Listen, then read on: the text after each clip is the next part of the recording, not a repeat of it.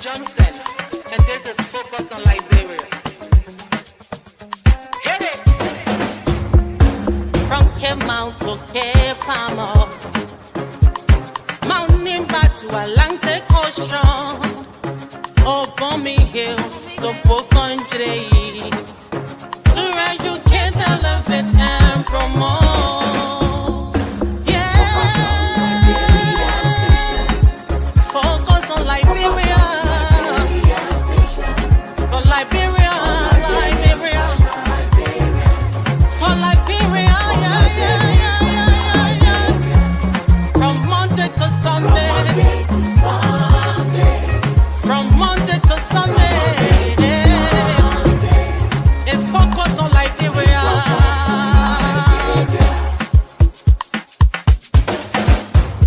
Talking about home affairs, hey, in diaspora, current affairs, reliable information, history, talking about culture, politics, education, entertainment, business, sports, advertisement, articulation. Focus on Liberia. Focus on Liberia. Focus on Liberia. From Monday to Sunday.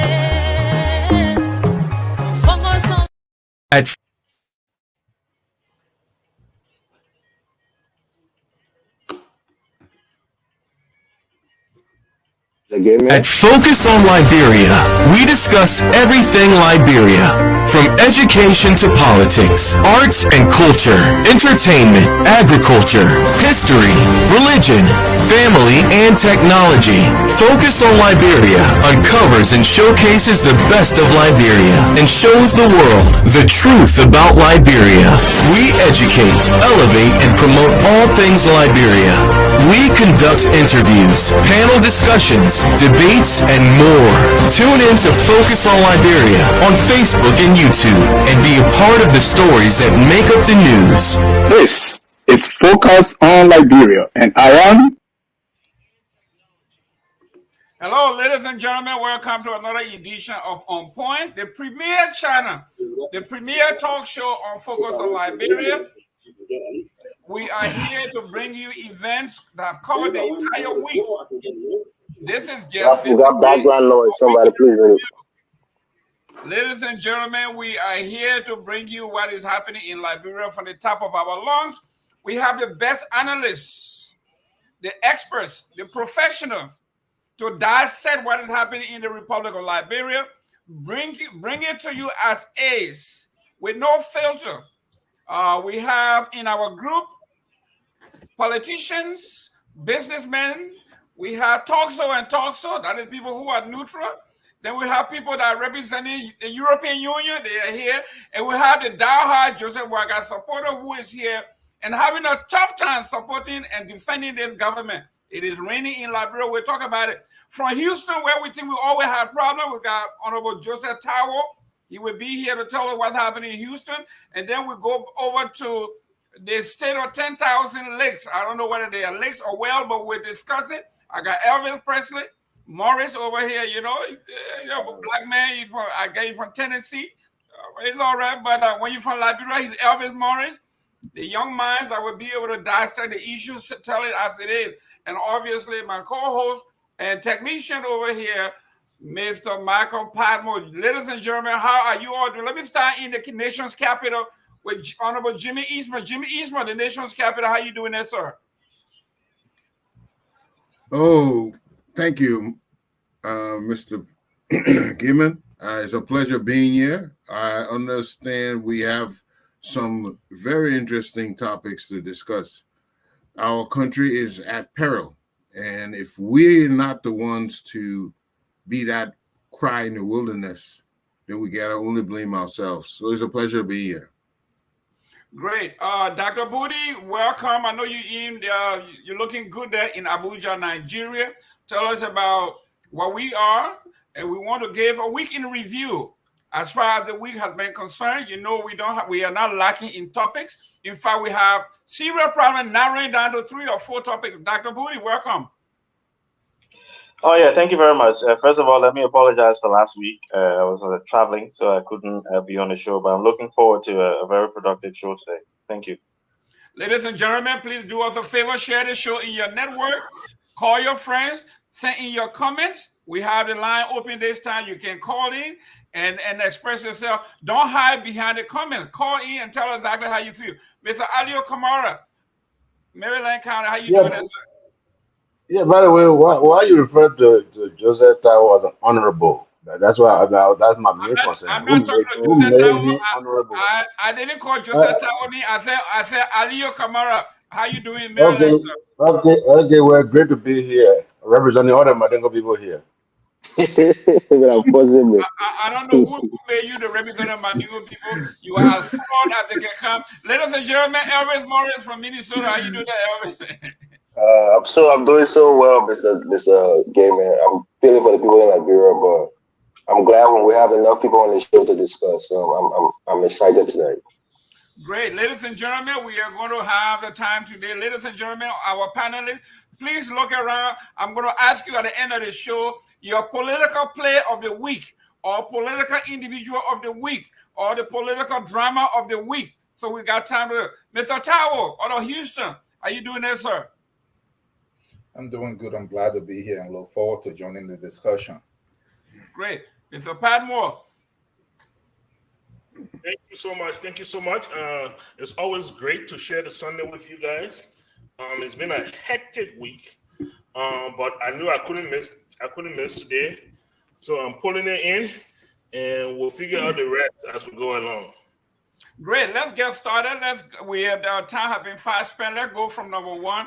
I know we had a problem narrowing down to these few topics, but let's get going. Let's start with the flooding in Monrovia. After the rain, serious rain and flooding, and the flooding continues as we speak in Monrovia, right? And the entire environment, its environment, we talk about Monrovia, outside of Monrovia, the whole area there is flooding area. Can the government come to the rescue of the Liberian people? Have the Liberian people seen the government gave an alternative? Have the government given the people some direction, some hope as to the rescue plan? Mr. Elvin, let me go with Jimmy here. Let's start from the left corner here. Mr. Eastman, you are the diplomat here. Mm-hmm. We have a national state of emergency. The president absconded the country. He and everybody else, they're out of the country. The people are swimming. They are dead. They are destruction. Talk to me. What's happening in Monrovia now? You know, it would be a mistake for us to wait until thousands and thousands of people die and lose their properties before we act. Liberia is increasingly having a drainage problem. The drainage have been blocked for various reasons, for lack of maintenance, people building at random, and this problem is getting more and more acute. Today, this week, we saw people devastated with their homes destroyed, flooded, several areas. The Omega Tower area, the Logantown area, all over we have this common problem. Now, I will give the government a pass if they tell me they don't have the money. But my thing, do you have a plan? Do you have a plan on how we alleviate this problem? Present it to the public, present it to your partners, and then we can say we're making progress. And that is the only thing I don't understand about this administration. I thought they would have come with a blueprint for many, many other things. And I don't see this blueprint. This issue is going to get worse and worse. What is the plan? I don't want to hear echo that the people building or what are we planning to do? What are the steps? I got Mr. Tahoe here. There are several steps that you have to engage first the professionals to outline the steps that must be taken. Where do we need the drainages? Some of this doesn't call for vaults and ducts and whatnot. You can just simply dig certain places and allow the water to flow out of the residential areas. But what are we doing? Have we had any engineer come and analyze and assess the situation? And that is the hurtful part. They have that boy there now to water and sewer. Majabate.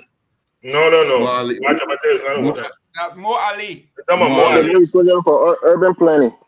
Yeah. Mo Ali has an understanding. Yeah, okay. Mo Ali has an understanding of water flow and stuff. What are we doing? And that is the worst part of all, when you do nothing. So it's not looking good. Great. Dr. Booty, here we are. I live in the state of Florida. We know about swamp. We know about lowland. And what they usually do here is they build canals. They build trenches. They build drainages to drain the water to make sure that the place is livable. And they have a city code that you cannot build 2 feet. Every home has to be built elevated 2 feet below sea level. Dr. Booty, what is happening in Monrovia there? You guys are the educated folks that were coming in that have all the solutions. What's happening? Well, I think I'll leave. Mr. Eastman, I would like to commend for the way he laid out the issue, some of the issues that we have, and I'll leave, I think, my fellow panelists to address kind of the structural issues around sanitation and moving waste water and drainage and stuff like that. I think with someone who has some background in public health, my concern is the aftermath, right? So you've got all of these places that are flooded. You've got makeshift toilets that are now, these water traveling and moving these things around. So issues with illnesses that will come afterwards. It's not just the fact that we can clear the drainages and move the water out and things like that and places get dry. But what about cholera? What about diseases that will impact on these poor people in Liberia? Is, picking on the point that Mr. Eastman was making about a plan, does the government have a plan, especially with Enfield not as equipped as it should be? And I know we will be talking about Enfield later on in the program as well. Are they thinking about the aftermath? Right? What's going to happen to the people who don't have access to medical treatment in Liberia, who are now standing and walking in these waters, whose homes have been infiltrated by, excuse my language, but doo-doo floating all around their place? What is going to be the aftermath? How is the government, through the Ministry of Health, through the Ministry of Public Works, and maybe the armed forces and other entities in government, how are they going to deal with this? Now, just lastly, I wouldn't want to be too unfair. I know Mr. Kamara is already getting ready to President Boakai, because this is not a President Boakai problem, right? Like Mr. Eastman laid out, I don't think our drainages have been cleaned, right? Refurbished, taken care of since the 70s or 60s, right? These things, successive governments have come in and neglected these systems that we had under Monrovia from the 50s and 60s, right? They've been clogged up. They've been backed up. So at the end of the day, it's not a Joseph Boakai problem. However, he has to deal with it now. We would like to see how he responds, not just to clearing the water, but like I said, to the aftermath, the sicknesses, the homes that have been destroyed. How do you get these people back on their feet? And the president has to come back to Liberia. If he hasn't gone to Liberia already, then Mr. Kamara needs to reach out to him and say, look, Mr. President, we need you back on the ground because you need to be leading the effort in helping your people. Great. Mr. Kamara, I know this is very difficult for you because every time you come out here, you are on defense, and the pressure, I can see it on your face. You got lines in your face now that look like you might have gotten older 10 years since January. Mr. Kamara, what plans do you have? How do you alleviate the problem? The president have not declared a state of emergency. Nobody has spoken to the people. There is no. I already got a question. Oh, my own question got to be extra, man. I already got a question a long time. Why you got to be my own question so long? Yeah. Listen, Mr. Gilman. When people say, oh, does the government have a plan? It just makes me laugh. The Liberian government have always had plans. We don't worry about the plan. The question is the government willing or ready to implement from a nationalistic standpoint. This is what we must be forcing this government to do. From William Canada, Shadrach Tubman time, we have all of these rules on the book already. They only upgraded them. They did a little touching on these things. They're there and they're very fine. They're good. They're world class standards. They're there. They're on the paper. Just brush the dust from on them. But let me tell you one of the problems that have happened in recent time. Several years ago, especially when we were building my grandma's house in Gorbachev, the city of Pittsville opened a drainage over there from that place where they built that market, Omega. A big drainage. They didn't cast the drainage or anything, but it was a big, wide open drainage going as far as Dugo Road. All right. So what had happened was, again, Mr. Gilman and them, they gave a property to some Indian people over there, right around the Omega area, immediately in the middle of the drainage. They closed the drainage and they built a massive store there, blocking the drainage. And one thing about water, it will find a way. It will make a way. So that's what happened to the people, spread all over their place, coming as far as I don't know where. So the damage.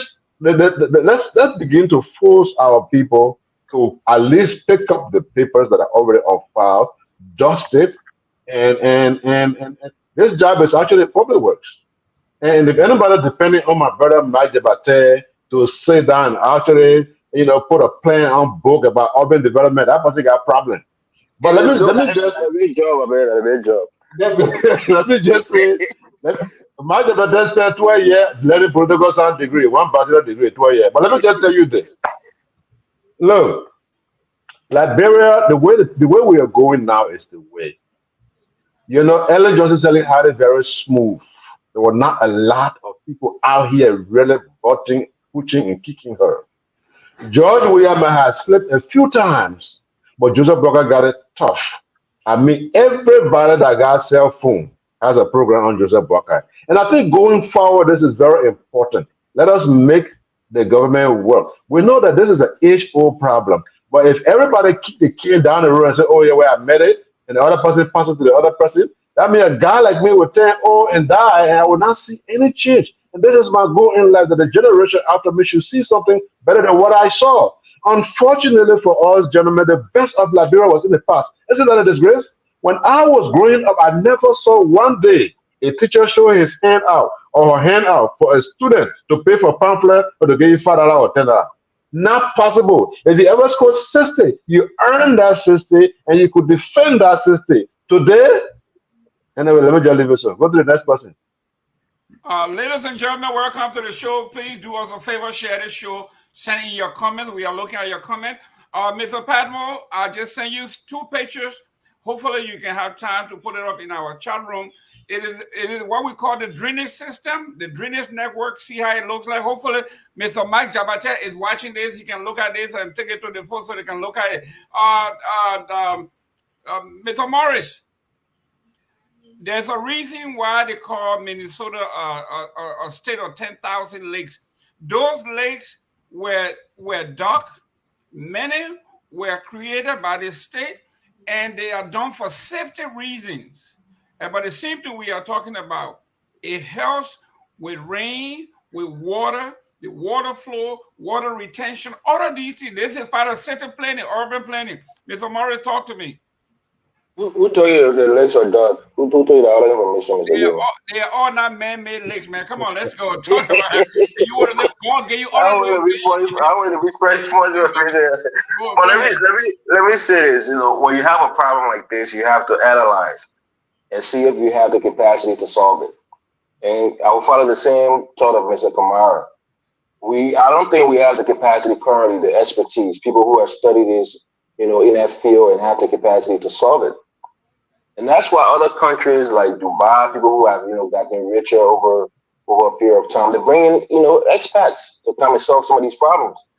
But for a country like Liberia, it'd probably be too expensive to bring people who are experts in these fields to come and solve our problems, because they're going to charge us, an upcharge just to come and live in Liberia for 6 months or 8 months. And to Mr. Kamara's point, I think it reflects poorly on the president, a person who has a political science degree, who have never worked in urban planning, to make him deputy, minister, for that position. Assistant minister. Assistant minister. What capacity does he have to solve that problem or to work in that capacity?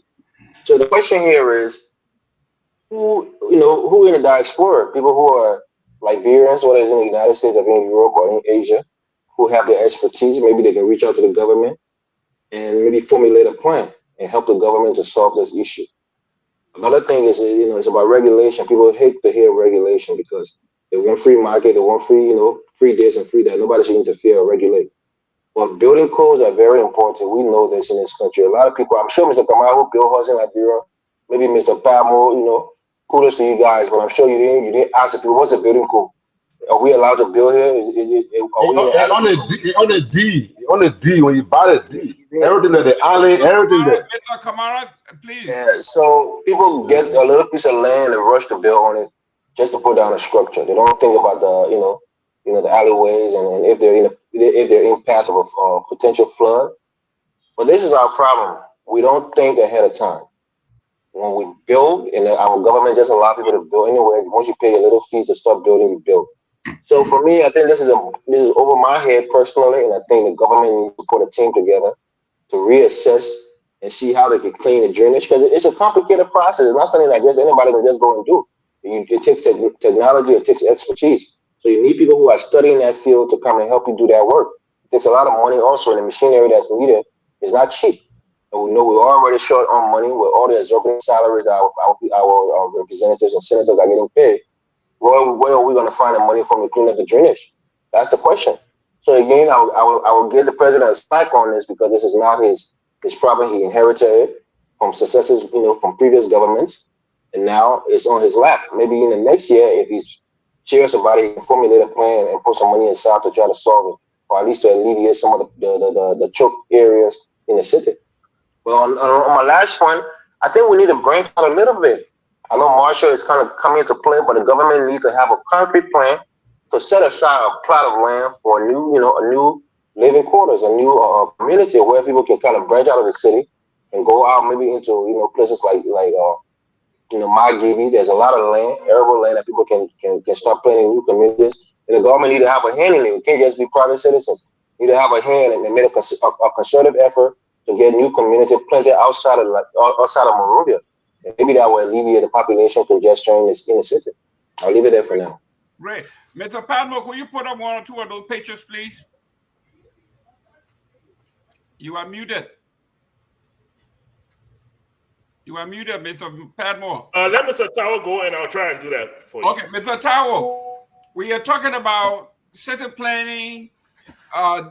The Joseph Walker group said, the group that were there, they were boys, they were children doing men's work, and they wanted to bring men and women, educated, highly experienced, to do this work. And here we are. The city is drowning. The people are dying. We saw people, fanatics, I call them, religious fanatics in the churches, lying in the water praying. Mr. Tawo, talk to us here. Your own experience. You in the Houston area. So look at what happened here. I want to do this because you guys have a experience. The question is so long, and then we'll start talking. The center of Galveston was overwhelmed with something like that, and they were able to solve it. Go ahead. Yeah, so I have quite a bit of experience in this area. What happened here is that I lived in New Orleans. New Orleans is about maybe 20 feet or more below sea level. The Pontchartrain, which is part of the Chafalaya Basin, which is pretty much an ocean, is the largest single lake in the U.S. Excuse me, Kamara, man. Come on, what are you doing? Go ahead, man. This man want to distract people. Go ahead. Yeah, that place is below sea level, and when it rains, that place have a better drainage system than I think almost all of the major cities in the U.S. Houston have one of the worst drainage system. Houston don't have drainage system. The moment it rains for like 2 hours, you could be riding straight into the Gulf of Mexico if you're not careful. When I first moved here, it happened to me. So, but like, not to digress, You see, the problem that we have is not that we need some expert to come from somewhere or that we need to bring somebody from the diaspora. I don't even think that is what our problem is. Why those things can serve a purpose? Because most of the people that are in this government, where they come from the diaspora, right? Our problem is already on paper, which it will touch on in some form or another in physics or engineering. When you're talking about fluid mechanics, hydrodynamics, water is going to move towards the path of least resistance. So we have a land authority. I went to Liberia. I went to public works. There is somebody now that was appointed a deputy in that area. They were in charge of zoning. I went and I met with her, and we talked, and I met with a lot of other people. I went to LLA, Land Authority. I spoke to a lot of people there. And what I found out is, gentlemen, a lot of the people are from the U.S. They have no desire, because when we keep saying people from the diaspora, when you go into an environment, your output will depend on the demand, the requirement, what they require of you. A whole bunch of the people are just there, they're not working. They're not working, they have no interest. So I want for us to kill this whole myth about coming from the diaspora, some kind of expert supposed to change something so quick. They go in there into a system where they're not held responsible, they're not monitored, they're not supervised. They all just sit around, eat donut, and go run to beer parlors, and they come back and they go home. Okay, so land authority is there. The question I asked at public works and at land authority is because I'm buying some land and I was trying to lay the place out. Why are all the land being sold? All the yellow machines here in public where you are. Why? Because I live in Ivory Coast. Why aren't the alleys? Because we're going to already do survey. Why aren't the fees put into this survey price so that then you open the alleys? Because one of the problems we're having for when people are stuck behind other people is because the alleys are left up to the individuals that are buying the land to open those things. Public Works, Ministry of Planning, they're supposed to be into this stuff to open these alleys. NHS are already there. People build. Doesn't matter what kind of expert you bring. The rules are nation stuff up before even any land is sold in the area. Guess what? It will solve a lot of these problems. Go anywhere that you're buying land, any of you, a road is already there. There is no road problem to say, oh, you're blocking me on the alley. All that problem is solved. So this is the problem we're having. It's simple. Like Alio just said here, there was a Lebanese Indian man that built big house on the drainage that were open. What are they doing about it? Nothing. Nobody worked in Liberia. I went from ministry to ministry, from agency to agency, because most of the guys that are there in top position, they're here from the US. I know a lot of them. You talk to them, nobody have any idea. They have no interest, even no matter what kind of degree they have. So this is the Liberia that we have. And for something else, it is not this government's problem. It is not Waka's problem. Yes, they say he got to work now. But if he needs to start working right now, you know what they're going to do? They're going to bring down a bunch of houses that are in places that it shouldn't be. All the wetland are occupied. I don't know if any of you here familiar with GSA Road. When I was little, we used to come through that area. It's a river. It was a river connected to some river that used to flow behind where we stayed in Arabia down into the ocean. People built all in that place. When it rained, everybody moved. The water is at the roof level. When dry season comes, everybody come back. That's the kind of stuff we have all over the place. Thank you. So our problem is some hard decisions need to be made from land authority. They need to put money. They need to start laying out the alleys and laying out drainage and laying out everything. Let them put it in there for when people registering their land, paying their taxes to get their flare receipt to be able to do those. And once those demarcations are clear, it will solve a lot of the problems. Then we can go from there. But for now, no matter who you bring in, it's not going to do anything. And for something else, Mr. Kamara said, just last point, that it's sad that our good days, are behind us. Yeah, it's like that in a lot of things, though. In thermodynamics, when you come to interpret as things, as time go on, things deteriorate. So you see, with even society everywhere, we don't say it should be that bad, but it get worse. Thank you. Mr. Padmore, were you lucky to get those pictures? I was. Let me try something here. At least Let one. me clarify. Let me clarify something. What Pambo on that? Oh, no, Yeah. Hold on 1 second, Ali. Okay. Ladies and gentlemen, please do us a favor, share this show, send your comment. We are reading the comments. People from Monrovia, our friends, our regular folks, we're getting ready for our anniversary in September. That will tell you that we are the longest serving show on this particular, continuously on here, and we are going to celebrate in style. No UPN allowed here. Kamara will not be here. Let me clarify this thing, my man. I wanted to clarify something very important. You're not clarifying anything. No, Mr. Mara was concerned about something. I want to clarify to him. Go ahead.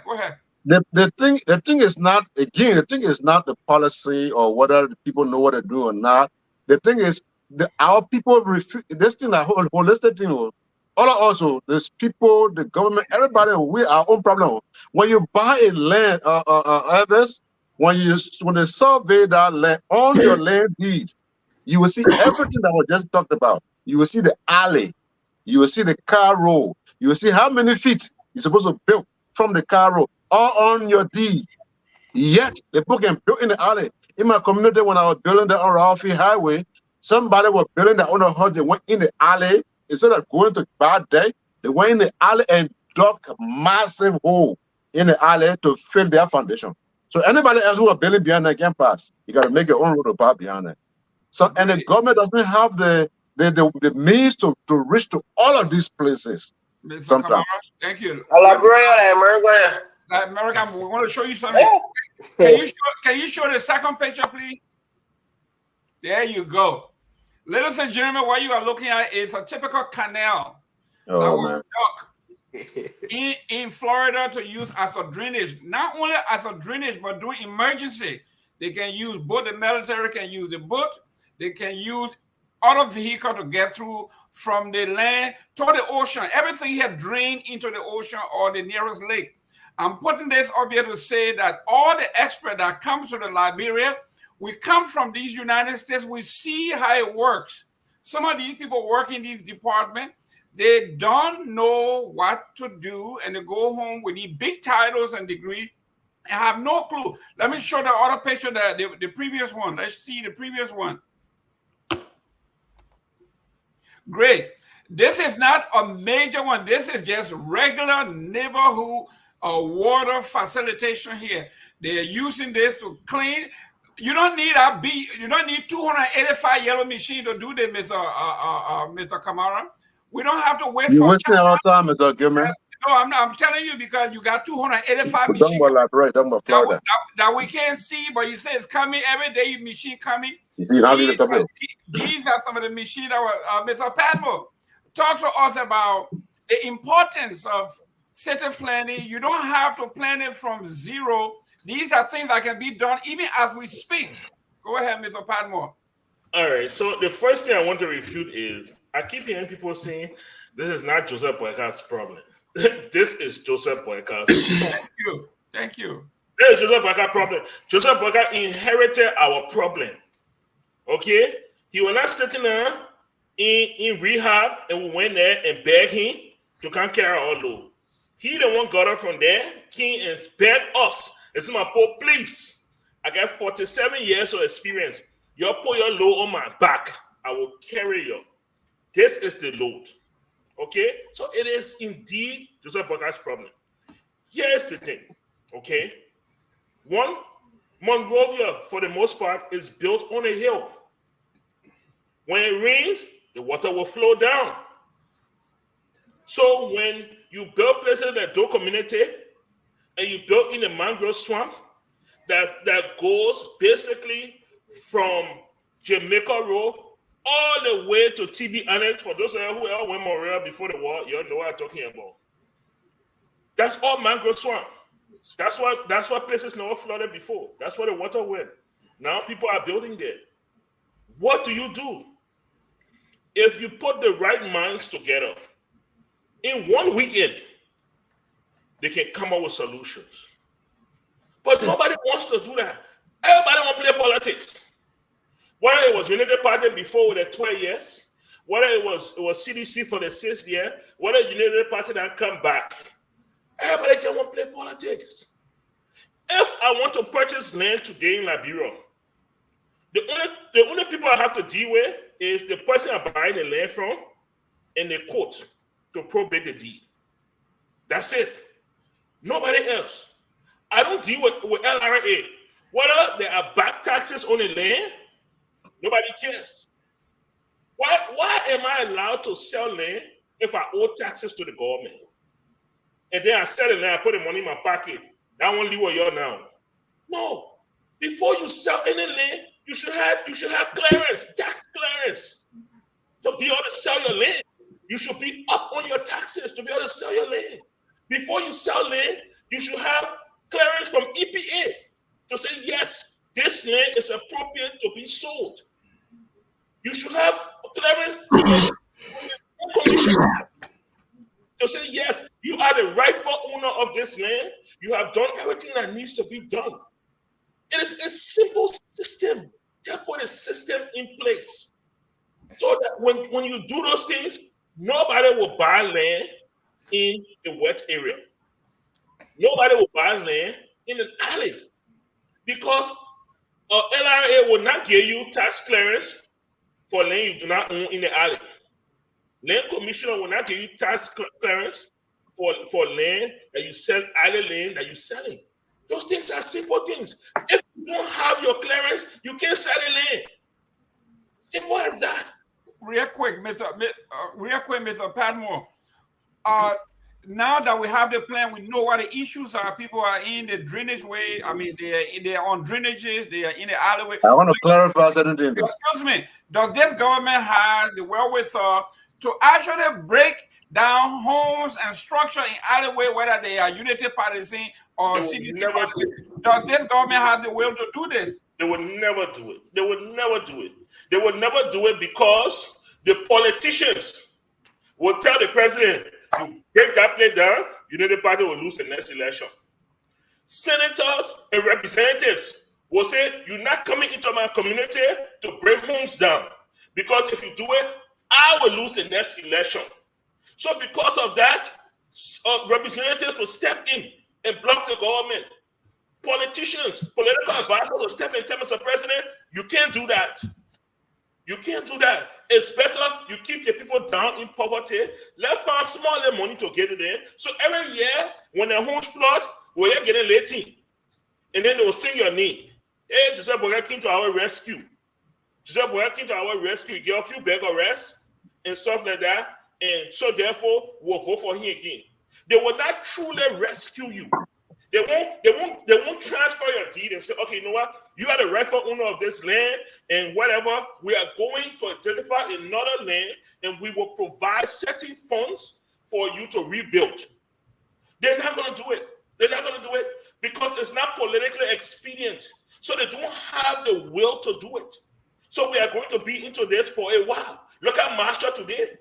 10 years ago, Marshall was a sprawling, organized city growing.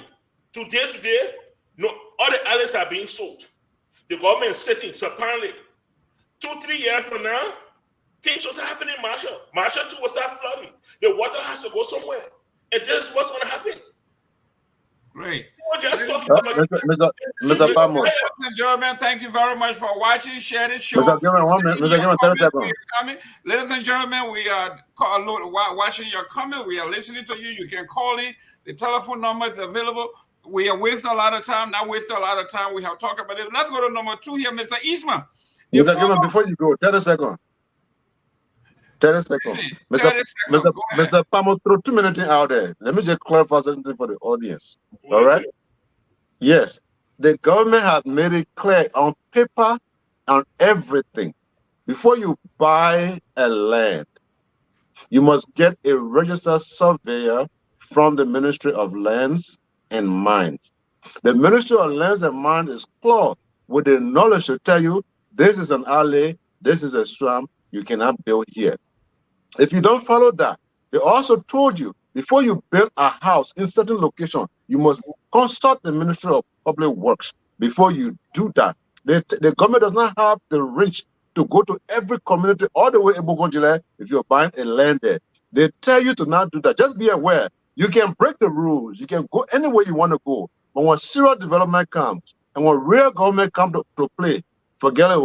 They'll bust your play. Thank you very much. No. We're not a real government. I agree with you. Go ahead. The man saying that real government can. I would not let this happen, Mr. Kamali.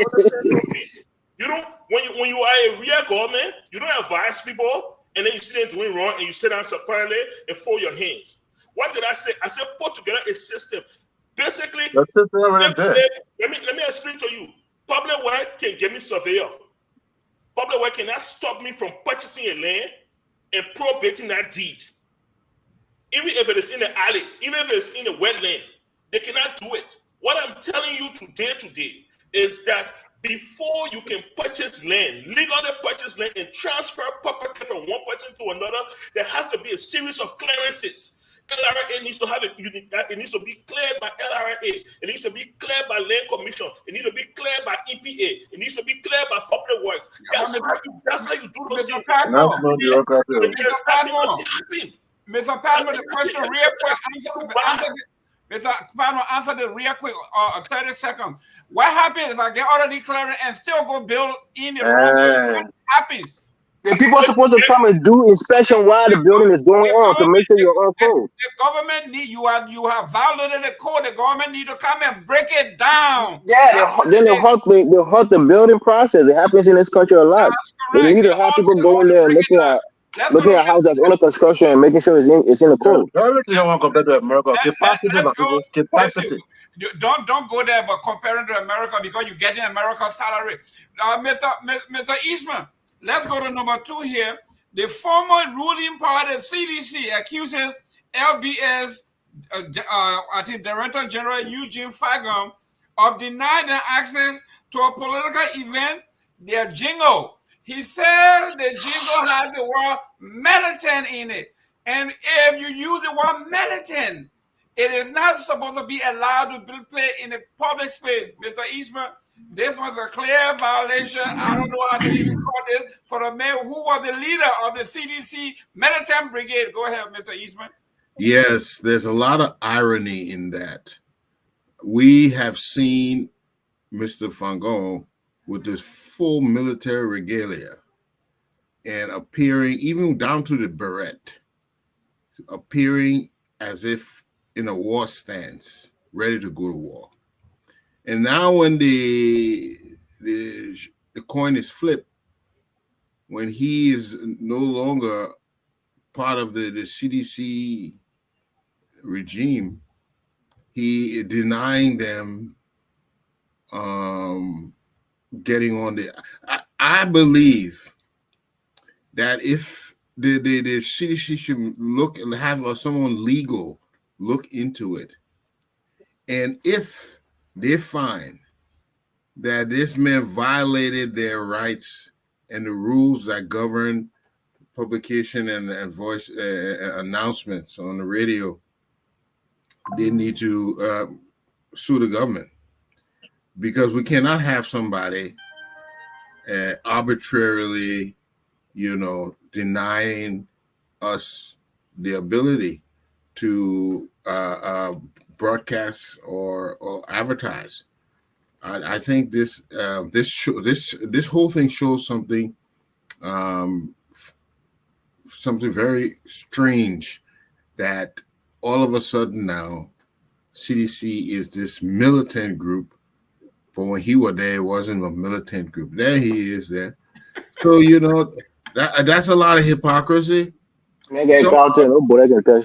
Yeah, some people argue that if it was encouraging militancy, then he was in his right to do so.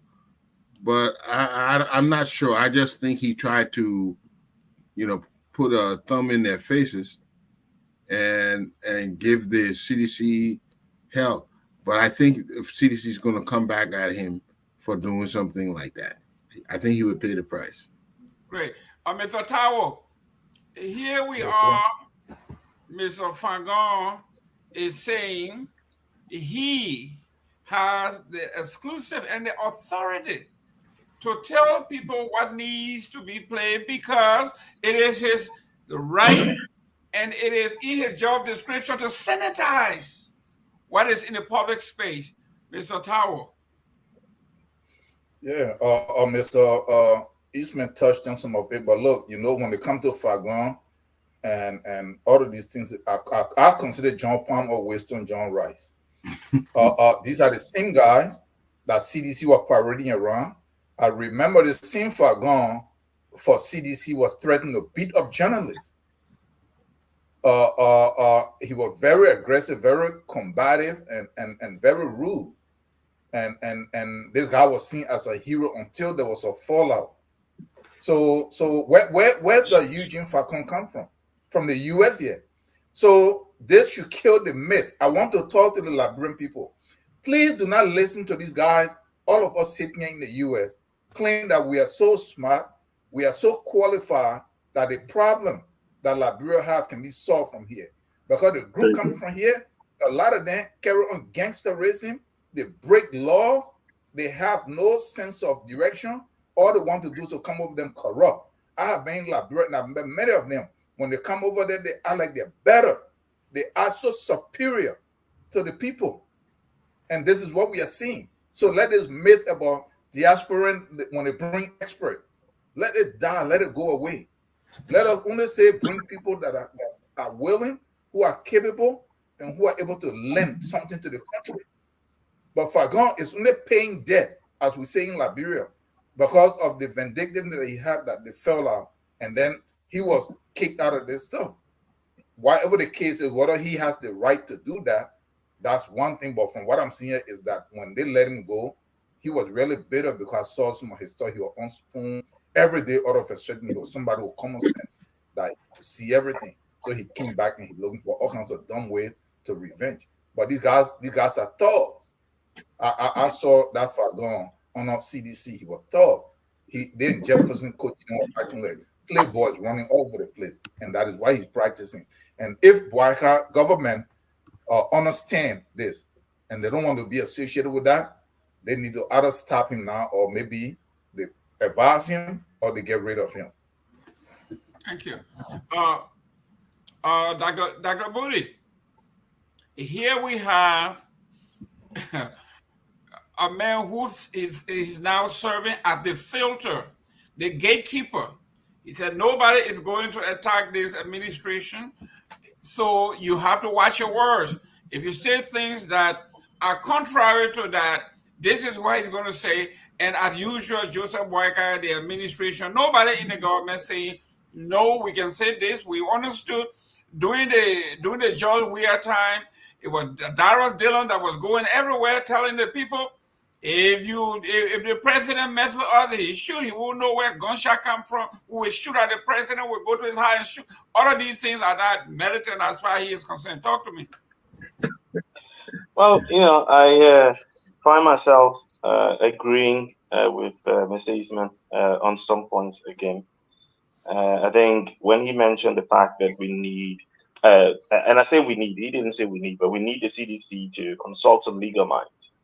Because just looking at the situation, right? I remember when President Weah was president of Liberia, Manny Packard Dumi, I don't know if I'm pronouncing his name correctly, had said Dimoy, right? He had said something that referenced AK-47 or something like that. He was called in to answer questions, and many of us were, Liberians were like, oh, the major called AK-47 need this, that, all kind of thing. And the president intervened, or whomever intervened, and he was let go because he said it was freedom of speech, right? Now, the word militant in and of itself doesn't threaten anyone, right? Now, I stand to be corrected. Some people might feel threatened by it, but like Mr. Eastman was suggesting, it should be the Ministry of Justice that should take issues with the CDC once the information is put out in the public domain.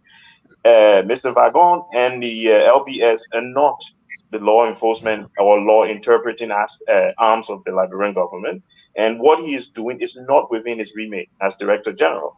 He is supposed to make sure that the station runs. He is supposed to make sure that everybody gets equal access to the station. Aha, thank you, Mr. Vatmo. He is to make sure that Liberians, all of us, irrespective of whether we agree with the Unity Party government, Mr. Kamara and them, or not, we should be allowed to access. It's a publicly funded institution. We have access to it. Let them go and talk their militant thing. Let the police. I remember Chief Allen said something during President Sir Lee time. They call him and say, "Man, you can't." They think he said, "We understand." Come to the police station and can't explain yourself. That we have arms of the government that are responsible for checking that things that people are saying are not threatening the peace of the country.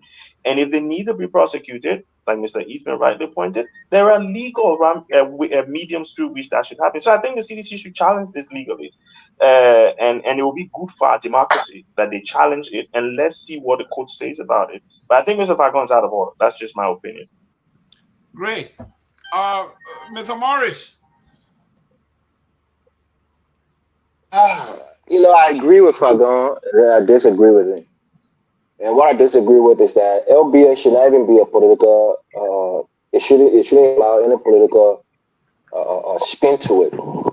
We have public broadcasting stations in this country, especially the ones that are funded by the government. Not allowed to go there and make political statements on it. You go on PBS, you won't see anything but the Democratic Party running campaign ads, or the Democratic Party doing jingles, or the Republican Party doing jingles. It should be neutral. But the problem is when you put a political actor in that position as Director General, definitely it's going to be politicized. So somebody like Fagon was one of the very few people that President George Weah actually fired from his government. That's because he was so divisive, and he was so vindictive, and spilled a lot of vitriol. So he had to be fired. And rightly so, like Dr. Booty said, and I think Mr. Padmore and other people said, the guy is only he's going out for vengeance. He wants a revenge against the CDC, and he wants to do everything to put at the CDC. But the reality is, elections have consequences. Win or lose, you have to deal with some of the consequences of it, and this is just one of them. And I think the fact that CDC was stupid enough to put militant in a jingle, it says a lot about them. You have to be crafty enough to say something. I hate to use the word, but you have to be able to dog whistle without, overtly saying what you mean. So if you're not smart enough to put that message across without putting the word so blatantly in it, then maybe you shouldn't be allowed to say it. You have to have people who are crafty enough to come up with jingles and put it in a way that the people will get the message and get the essence of it without using blatant language. So Fagon is just trying to get back at CDC. And he did a lot of work in helping bring Joseph Barker to power. And this tells me a lot about President Barker again. In the same vein that he put Mike Jabata in a place that he's not qualified to be, he put Udi Fagon, of all people who many people criticize simply because Stanton Woodson have been feeding him, sending him $3,000 a month. So Stanton had his thumb on that appointment with the CF5 with. And the president put Fagon in that position that is so sensitive and knew that he would do the most damage to the opposition, so he chose to put him there. This president judgment when it comes to appointments has been lackluster, and we have to point it out because the reality is he's putting people in position that are on a vengeance and have a vendetta against the CDC, and that may not occur well, especially in a couple of years' time when everything comes to a head. So that's my take on it. I'll leave it there for now. Okay, before I go to the next, let's be fair enough. Let's play the jingle so people can hear. Let's listen to this. Hold on. No. Ladies and gentlemen, I'm coming to today's jingle. Mr. Padmore, 1 minute. Martin Luther King said, I have a dream. Barack Obama said, change. Yes, we can. And George Weah said, power to the people.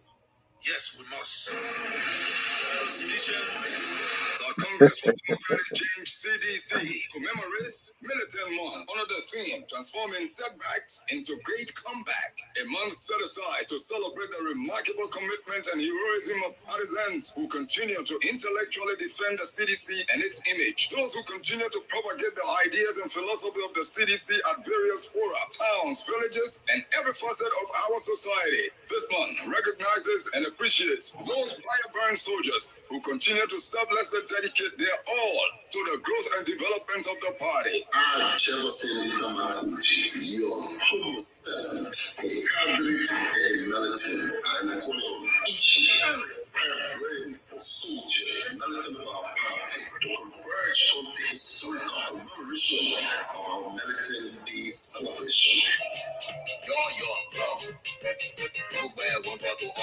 Join us from June 28th to the 30th at the national headquarters of the United Congress for Democratic Change in Congo Town, when District 9 locks horns with District 6 in the opening fixture of the kickball match, while District 10 takes on District 4 in football. Official kickoff will be taken by House Speaker Fonati Kofa. The finals will be held on Sunday, June 30. Trophies and medals will be presented by Senator Sir Ali Joseph of Monrovia County. Other sporting activities include... Are you serious? Yes. Are you kidding me? CDC never feed them. Like Ashford got it talking there. Ashford got it who against the whole election that he didn't want to do it talking. Wow, CDC. Headed by Caucus Chair Senator Nathaniel F. McGill, House Speaker J. Fonati Kofa, and Deputy Speaker Thomas P. Fala will lead an array of lawmakers, while Chairman Janga Augustus Cole Really? Is this what you're taking all the time for? will lead scores of party leaders to celebrate with you on this unique occasion in the history of the CDC. Citizens, wherever you are, come out in your numbers, in your colors, in your berets. From June 28th to the 30th at the national headquarters of the CDC in Congo Town. So come out, citizens. It's time to celebrate while you reconsolidate. See you in Congo Town.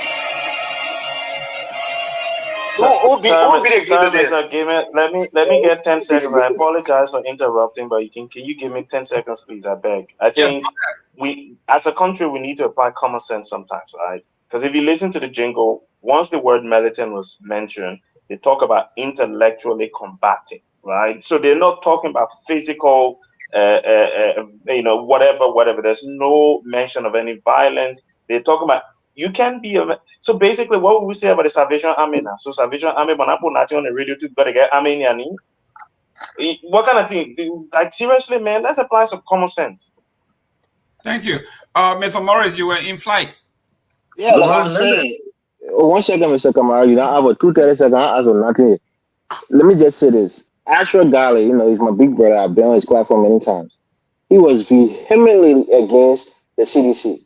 He campaigned with the likes of Datus Ade and other people on his platform for Joseph Boyka. And his show was pretty much a propaganda for Joseph Boyka. So the fact that it would give this, contract a little thing to Ashford Ghali is perplexing to me. So CDC, I think, is in disarray right now. They really need to go back and recalibrate and come up with a more ingenious strategy in how to attack this government. Not to be doing these things with people who are outside and supporting their opponent and bringing them back into the fold. Mr. Morris, I think you're missing the whole point. Mr. Kamara, here we are. They are celebrating the month.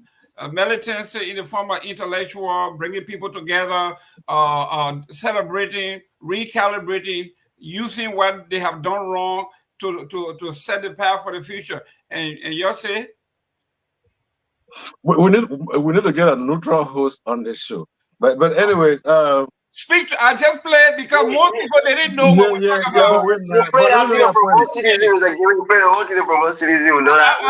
the whole thing so you can at least listen to it so you don't say they say. You listen to it. The thing on social media is you can say they say yeah, what's our time.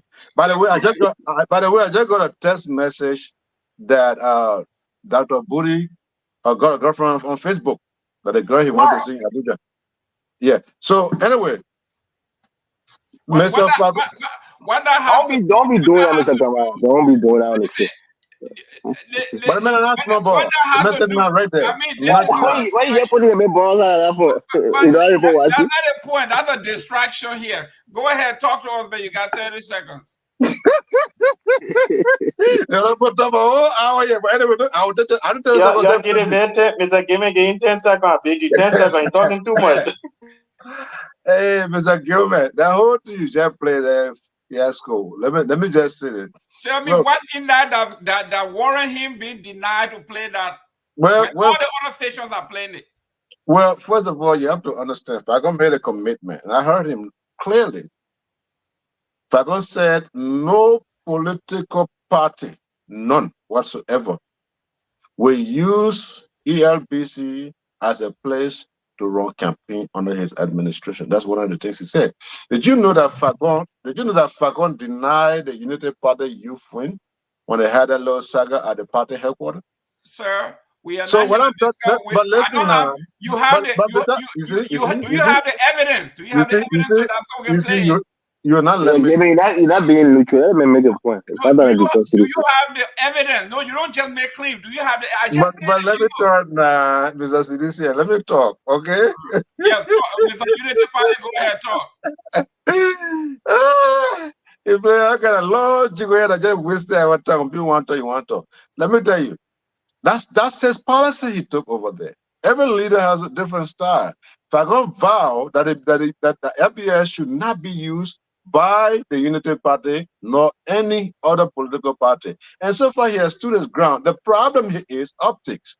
People know him to be some kind of stalwart. Some people know him to be pundit of the Unity Party in the last election. And therefore it is easy, and I understand, it is easy for them to surmise or to just come to some kind of hasty conclusion. So it's understandable. But I would, on his behalf, and I'm not a fan, on his behalf, I would say he didn't do it because he hates CDC and because revenge. And besides, on that video, it was not Ashford Gali on that video, by the way. He didn't do it because he hates people and this and that and the other. He's been standing his ground since. If you see, the Unity Party people use spoon. They don't use the LBC. Mr. Kamara. When you see any of the Unity point yeah, here. go ahead. Your policy cannot go contrary to the Constitution. Okay, what's the law? What's the rule that he broke that you know? Mr. Padmore, before I go to Mr. Tawo, talk to us about the Constitution, free speech, the free expression, as long as it does not threaten. The state talk to me about this jingle that you just played. What in it that made Mr. Fagon, according to Kamara, stood his ground? So here's a couple of things here. The first thing is Eugene Fagon cannot say that LBS would not be used to run campaign. It's supposed to be used to run campaign. It's just supposed to be used equally. That's all. It is the we pay for LBS to reach every part of Liberia. It's supposed to be run like that. Everybody's supposed to have equal access to it. Eugene Fagon is a political appointee. Okay? LBS has a board. The board needs to step in and rein in that Director General Fagon a little bit. Establish a committee. Look, there are certain things that cannot go on the airwaves. Swear words. There's just certain things you can't put on the airway. It's not decent, right? But Mr. Fagon should not be the judge, jury, and executioner of that. There needs to be some sort of board committee that is put together that will evaluate commercials, all of these programs that are supposed to come onto the air. And then okay those things. Not Mr. Fagon. That is my point there. So now, let's say, for example, this board had come up and say, you know what, we listen to this, and for A, B, and C reason, we don't think this is appropriate. Okay, now we'll be watching them to see if that happens with everybody else. But for Mr. Fagon to come on and be the one, I just put a picture. Mr. Milton, he said, he the one now to come on and say Milton is back today. Look, there's certain things that the president job already had. You're dealing with flooding, you're dealing with unemployment, you're dealing with fire, you're dealing with roads, you're dealing with agriculture. Fagon doesn't need to add headache to President Boyka, already increased headache. Okay? This right now is just headache. And I will agree with all those who said that, look, the LBS needs to be taken to court. And it should just be CDC. I think every 1 million Liberian should support this. Political opposition parties should support this. Because, you see, if you don't do it now, you wait until 2029 in the heat of elections. Now you got problem. Now is the time to do this. They should take them to court. There should be an established thing that you don't do this. You cannot do this. And it needs to be established and move forward. Thank you. Thank you. Go ahead. Len. No, I'm just saying, look, there are some things in Liberia that will be very difficult to fix. There are some things that are very easy to fix. These are one of those things right now. Fix this, President Boyka. Fix this. Just call the gentleman and say, you can't do this. Okay? You establish the committee that will handle this. You do your job. Let the committee do their job. And do not interfere with them. Whatever they say, you tell them that the committee, you go to the committee. They don't want to say it. That's me. That's all. Don't embarrass the president. These are just some of the things that they're easy to fix. We shouldn't even be discussing this. Thank you so much. Mr. Tower, please use 1 minute so we can go to the next one because we are behind time. Your take on this? Yeah. So just like I said earlier, Fagon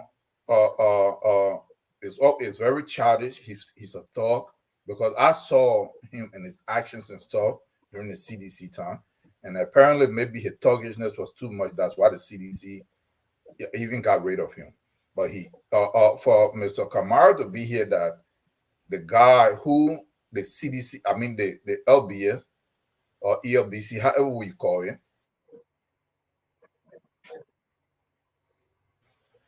or ELBC, however you call it, they have ordered the scope on how they operate. Like Mr.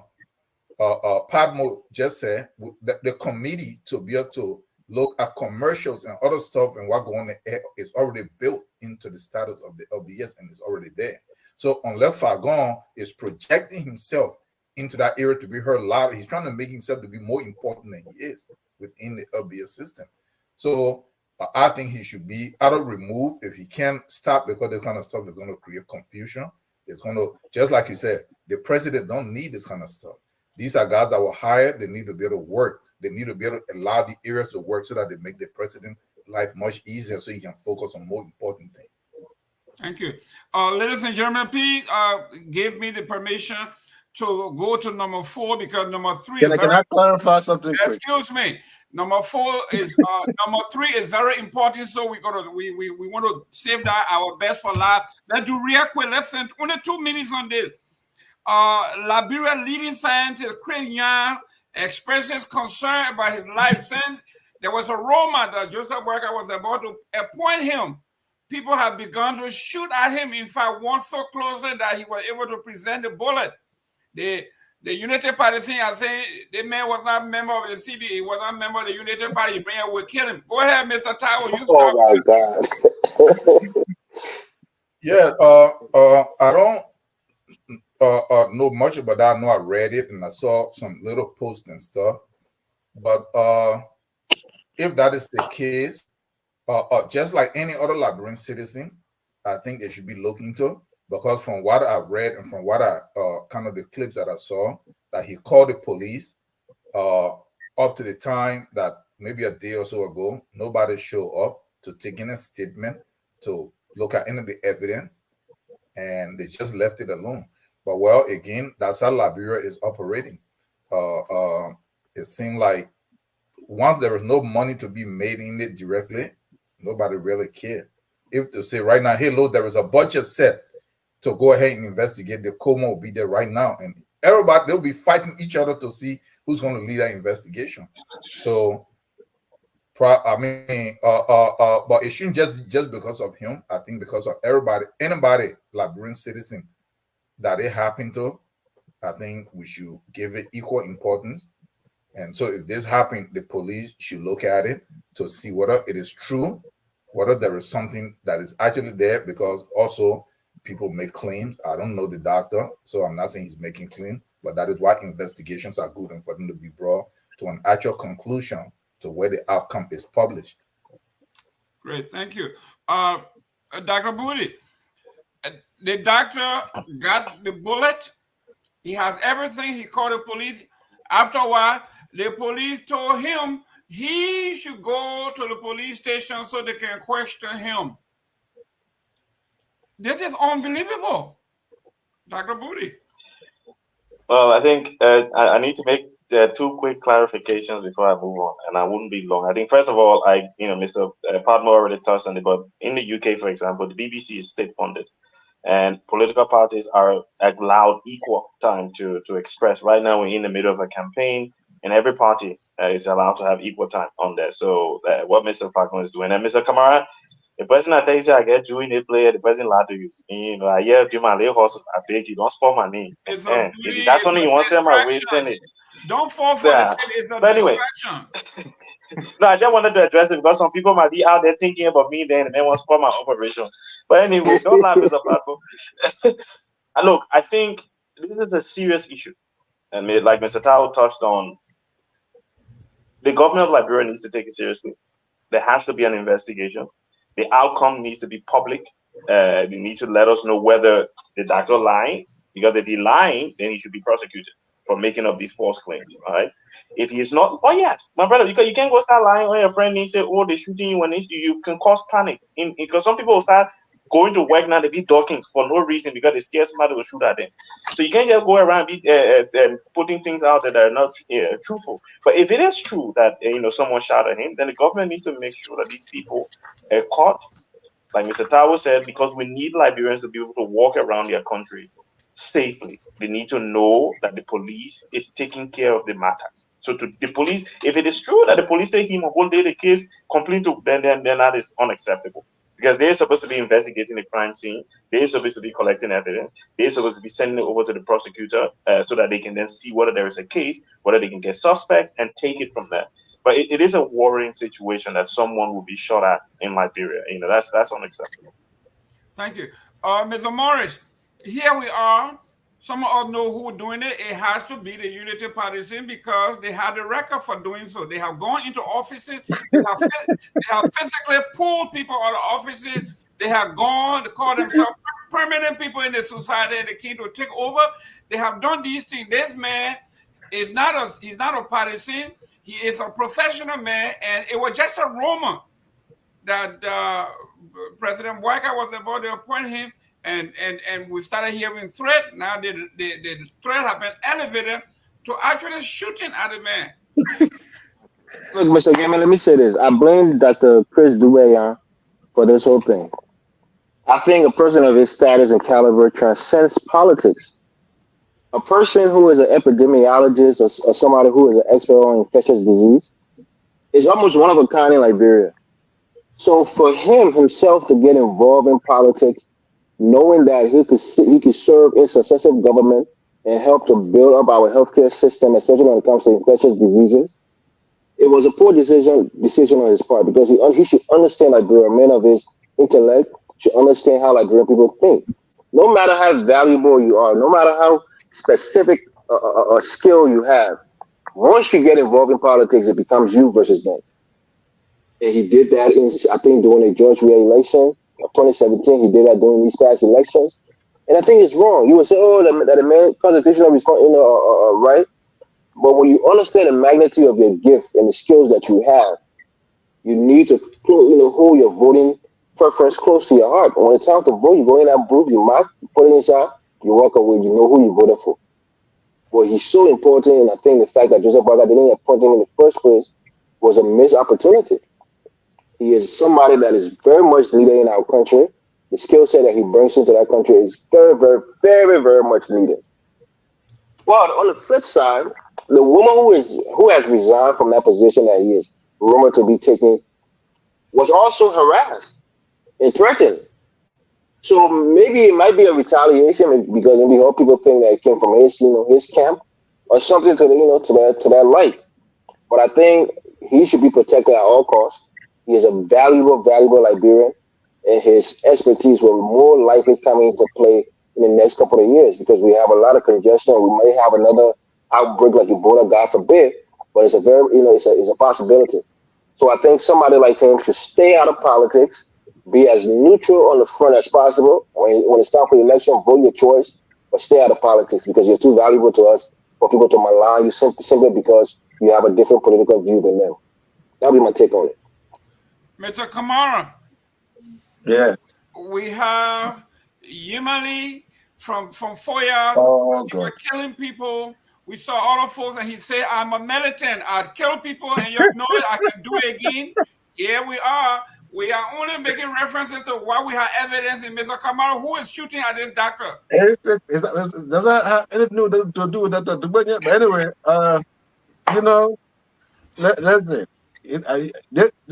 one of the things in our society that really makes life difficult for me is the perception of everything. We don't have to understand anything, but we just have to perceive it because we analyze. Sometimes it can kill me. Sometimes, it makes me tired a little bit. Now, what some of the questions we should be asking ourselves, putting politics aside, if somebody shot in your yard and you found a bullet, what did the bullet hit? Can you show the hole where the bullet hit? Did the bullet hit the wall? Did the bullet hit the window? Or the person shot in your yard and the bullet just spin in the sky and landed on the ground in your yard? I mean, when you just say the police got work to do too. They gotta see something in something actually to waste their time there. That a juvenile doesn't have any shadow glasses, has no holes on the wall, no evidence of bullet hitting anything. I mean, so how did they shoot in your yard? Now, where the person was at that they shot in your yard? Where the person was 4 or 5 miles away, was it a straight bullet? Or they stood in your yard and shot the gun and the gun fell on the ground. And the bullet fell on the ground, you pick it up. Is it a Muppet show? Is it Family Guy or something? Yeah, so we need to sometimes we need to look at it from our own perspective too, not because of the headline or the sensation of A, or we can capitalize and say, "Oh, Unity Party trying to kill you." Okay, let's just assume your kind of that human argument. No Unity Party person is at risk of losing job at the hand of Dr. Dubanya. It is your people. So why would Unity Party want to shoot him when they're not losing anything? In any case, if we should take your thing, your predisposition, I like to put it, and which is not even true, but let me just put it just hypothetically. If anybody in this case that will go after the Dubanya will be who? Unity Party? Anybody not losing anything? Who's losing? The CDC appointees.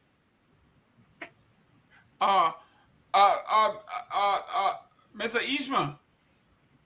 Oh, Mr. Yeah. I mean, you're sleeping. Listen, Mr. Ishmael, I have never seen any logic. This one in philosophy they call it non sequitur. That is, it has no logic. It has no connection. No connection at all. It's a distraction. This man is saying there has been no investigation to rule out or in whether they were shot. They may call the police to come and investigate to make the determination. The police refuse. Then he blamed the man for where the bullet is, whether the bullet came in from there. How do you know whether there were bullets from the left, from the right, from the sky when you, the police, refuse to go to the site? Mr. Eastman, Kamara is on something. I don't know why everybody is strong. Go ahead. Maybe he's taking smarting. Yeah, that's what you react. Everybody know when you want the police to go anywhere in our country, there you got to pay their way. You got to provide the logistics. They will tell you, say, "We got car, we got no gas." If they get car, they say no gas. So it is apparent that he did not want to furnish the logistics to the police, so that they refused to go. That's how it works in the country. Any kind of case, I don't care what it is, you have to provide the logistics for the police. Yeah, but because they don't have enough. The Mr. senators Mr. Eastman, let me interrupt you. You are the professional man that we're here talking about professional folks. I'm trying to go worse than more. Joseph, like I said, we are the professional. We are coming to change everything. Now you're telling me the same thing that happened in JJ Rawatan still happening now? Yes, they haven't changed anything yet. And I do not see a possibility with other plan. I don't know how people go all plan. Mr. Kamara is insisting that they have a plan. Has he seen the plan? And he is right. He is right about one thing, that the execution is another problem. But first, at least, let's get a blueprint of how we'll proceed. Yeah, they're not going to change Liberia overnight. That thing is ingrained in the society. And everybody knows if you want the police to make a move, unless they are ordered from above. But if you want the police to go on your case, you have to provide the logistics for them. And so apparently he did not want to do that. So he's not serious. If he was serious, he would come and pay that way for them to go see the bullet. Wow. Mr. Padmore, close on this so we can go to our last 1 minute here. Mr. Eastman said, no matter what, let's put our hands up. Whatever these guys said they were coming to change, it's never going to happen. It's in our system. That's what he said? He said it's ingrained. It's in our system. So that means he said they're never going to change it? He said it will not be changed overnight. Go ahead, Mr. Padmore, closer on this so we can go to the next one. All right, so I was just reviewing the front page Africa news story, which said that the doctor had expressed concern for his and his family's life, right? After a bullet struck his home following a shooting incident in his neighborhood. Very simple. He said they were coming to kill him. He said they were attacking him. He said there was a shooting incident in my neighborhood. A bullet struck my home. I'm concerned for me and my family left. Then Mr. Kamara said the police were not going there because the man get proof. It was not about him. Where the bullet coming from? That's not his job. If you are right now, the plan sitting right here. If a bullet hits my home, I will call the police. The police will come. They will inspect if there was indeed a bullet that hit my home. If indeed it was, they will canvass the neighborhood. They will try to figure out what's going on. And in the end, they will make a report. They will make a decision whether to follow it up, whether to drop it, or even they can even charge me with what? If they believe that somehow maybe it was some political nature or something, they can charge me with filing a false report. But you don't go. You can't just not go to the place. You can't just not say, I'm not going there. Let them do anything. So suppose something happens to that man tomorrow. What do you say then? The man already not tell you. Can I clarify this thing? No. Mr. Eastman, let's go. I need to clarify. No, we're running out of time. Mr. Oh, but you can go to Mr. Eastman, but you can't get a me. Yeah, Mr. Eastman. Next topic. Mr. Padmore,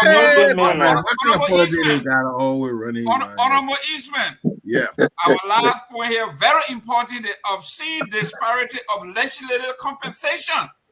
Thank you. Between the Liberian people and the leaders. And what are Liberians doing? You saw the list. I think Mr. Padmore got some of the lists here. We can put it up. The disparity is unbelievable, not even close to what happens in the United States. It is unbelievable. And you know what? The Liberian people, we need to let them wake up.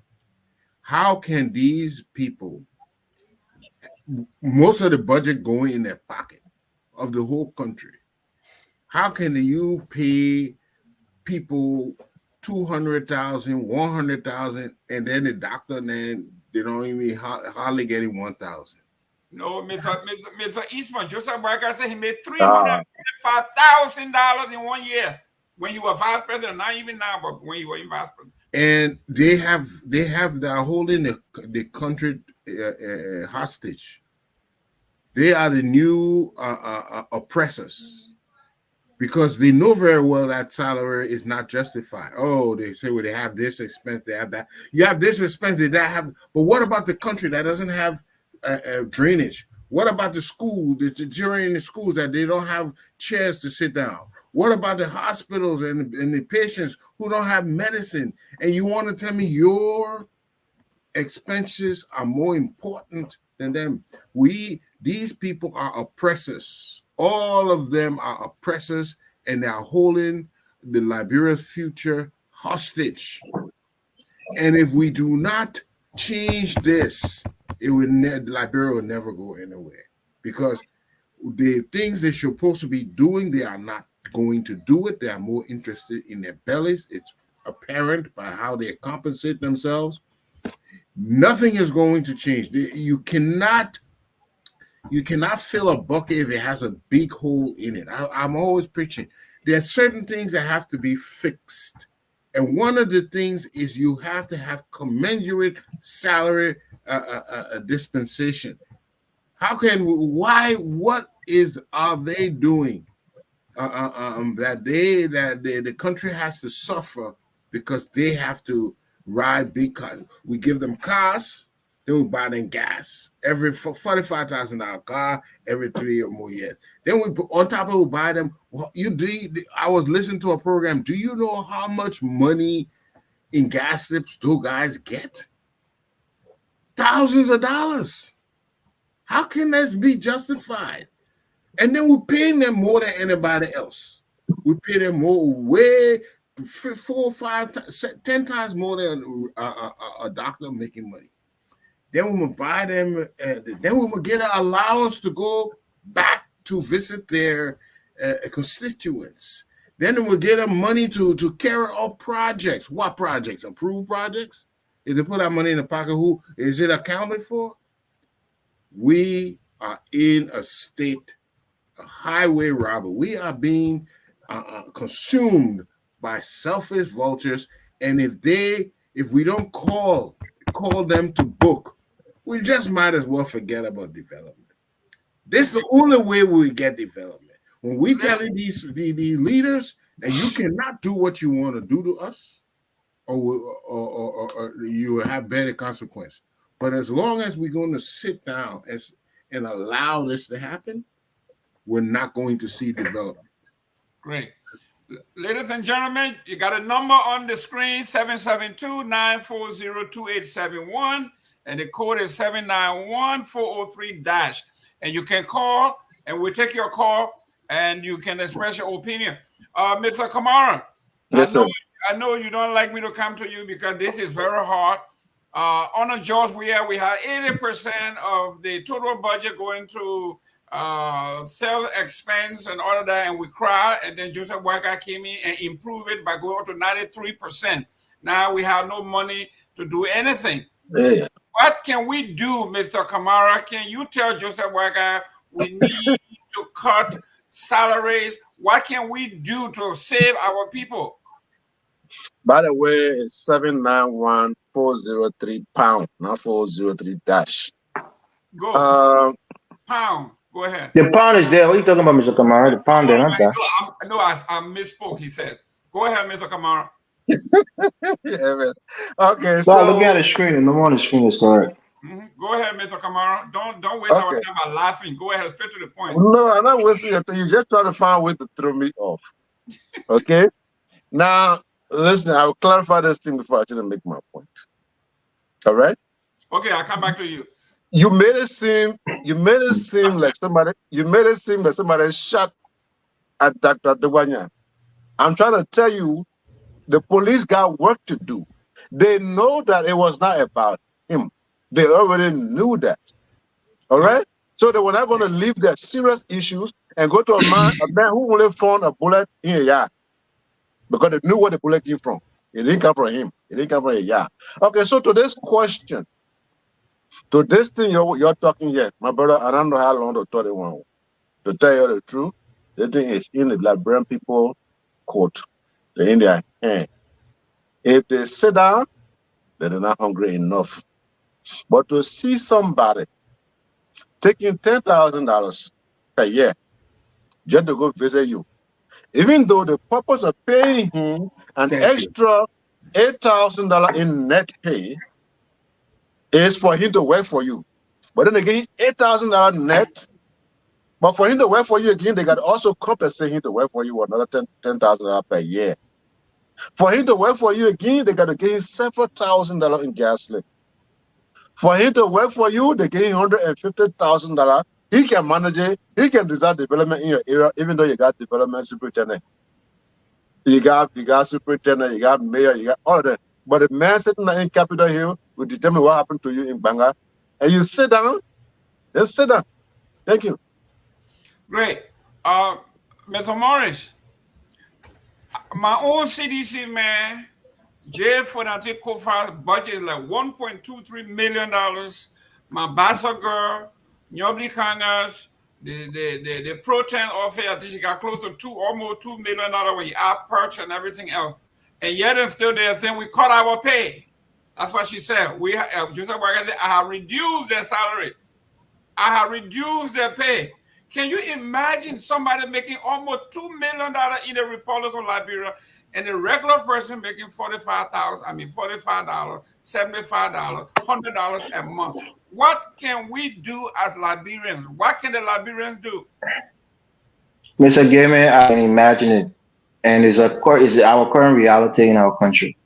Why can I imagine it? Ignorance and non-exposure is bliss. If you go to my village in Grand Judea, the people that have been living there, they've been living pretty much the same way for centuries. They don't know that they're even in poverty. They don't know they're living in abject poverty. They don't know any better. So for those of us who are in this country and seeing a better life, we can sit on this platform and tell these people that what's happening to them is broad day robbery. That's why, like I said before, I respect the progressives. I respect the likes of Mr. J. Victor Namwe, Deacon Kala, even Dr. Dubayan. People of this ilk who now we try to, criticize and ostracize them for the downfall of our country. But these people have the galls.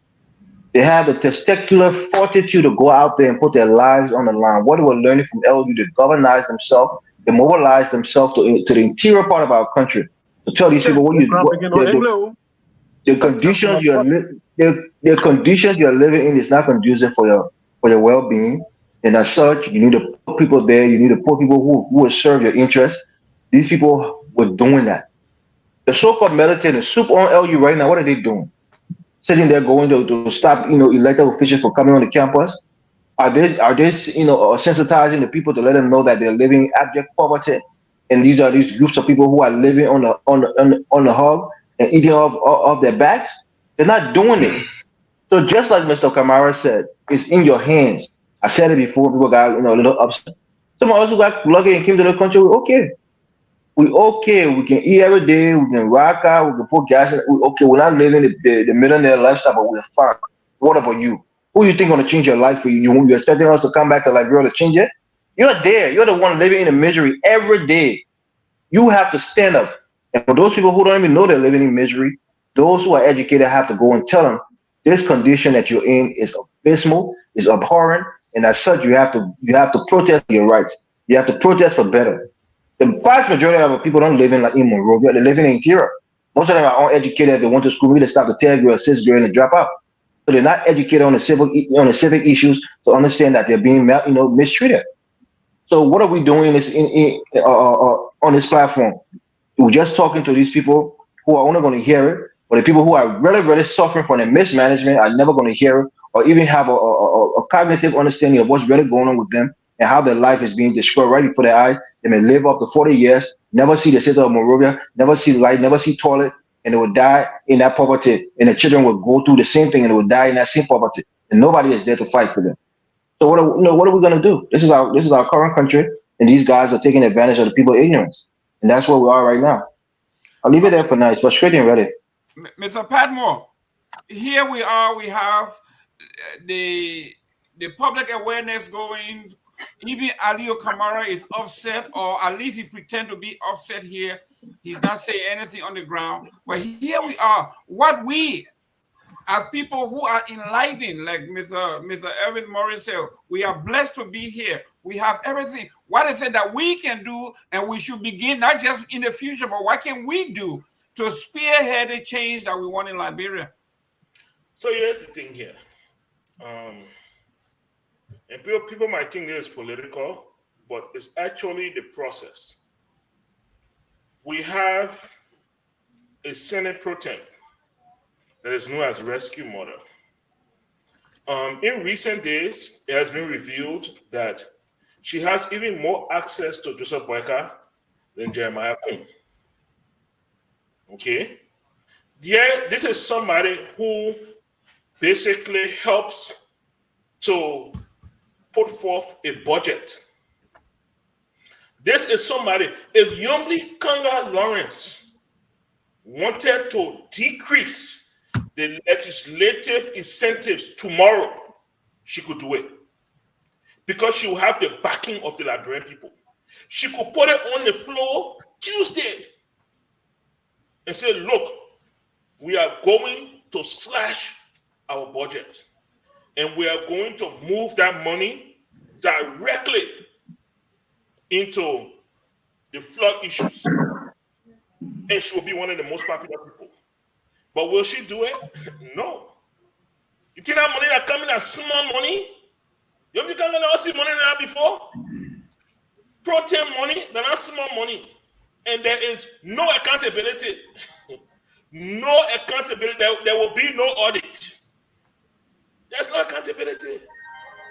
So then what is our next step? Our next step is our leader, Joseph Iman Boyka. When the people send spending bill to you like that, and say, oh yeah, the bill here.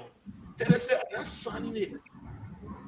Before they go into law, I got to sign it. Tell them, say, I'm not signing it. Send it back to them. And say, the Liberian people are suffering. I will not sit here and let you spend that kind of money on yourselves. I will not sit there and let you buy $45,000 car each. Why people in Rawaji, children sitting on the floor to land? I will not do so. I will not sign the budget. Get on the airwaves. Speak to Liberian people. Tell them why you refuse to sign the budget. See whether the Liberian people will not back you, Joseph Boyka. See whether the Liberian people will not bring that pressure. Because all march to Capitol Hill and demand it and say, teach that thing. But Yomli won't do it. No. Joe Boyka won't do it. We just stuck in poverty. We're just stuck in poverty. And what will happen 2 weeks from now? They will raise something else. And then everybody will forget about this. And then they will go and buy their cars. Trust me, 2 weeks from now, I guarantee we'll be talking about July 26th. We'll be talking about celebration. The guys will be buying their cars. And I will remind everybody here, you see, we're finna forgetting about the car business. We're finna forgetting about the 45,000. 103 lawmakers, 45,000 each. You do the math. You know how many people you can bring out of poverty in Liberia on that money? But here we are. That's where we are, sadly. Dr. Booty, we've been talking. What are we doing collectively as a diaspora? Are we about to get on the ground, get our feet wet, sponsor a referendum? I know the Constitution says once we have X amount of numbers, we can force it on into the electoral process. Are we willing to go on the ground and say, you know what, we are going to gather signatures? If it's 1 million, we will divide 1 million by 15 counties. We will get a signature, and we're going to force a referendum. Are we ready to do this? Can we do it, or are we just blowing steam? Well, I think. Thank you very much. I think there are a lot of things that complicate what is going on. I think Mr. Kamara mentioned, and I can't believe I'm about to agree with something Mr. Kamara said. But Mr. Kamara mentioned earlier that most of our students across our universities these days cannot defend big marks that they get, right? These guys are not enlightened. They're not capable of discerning the magnitude of the issues that are going on in Liberia.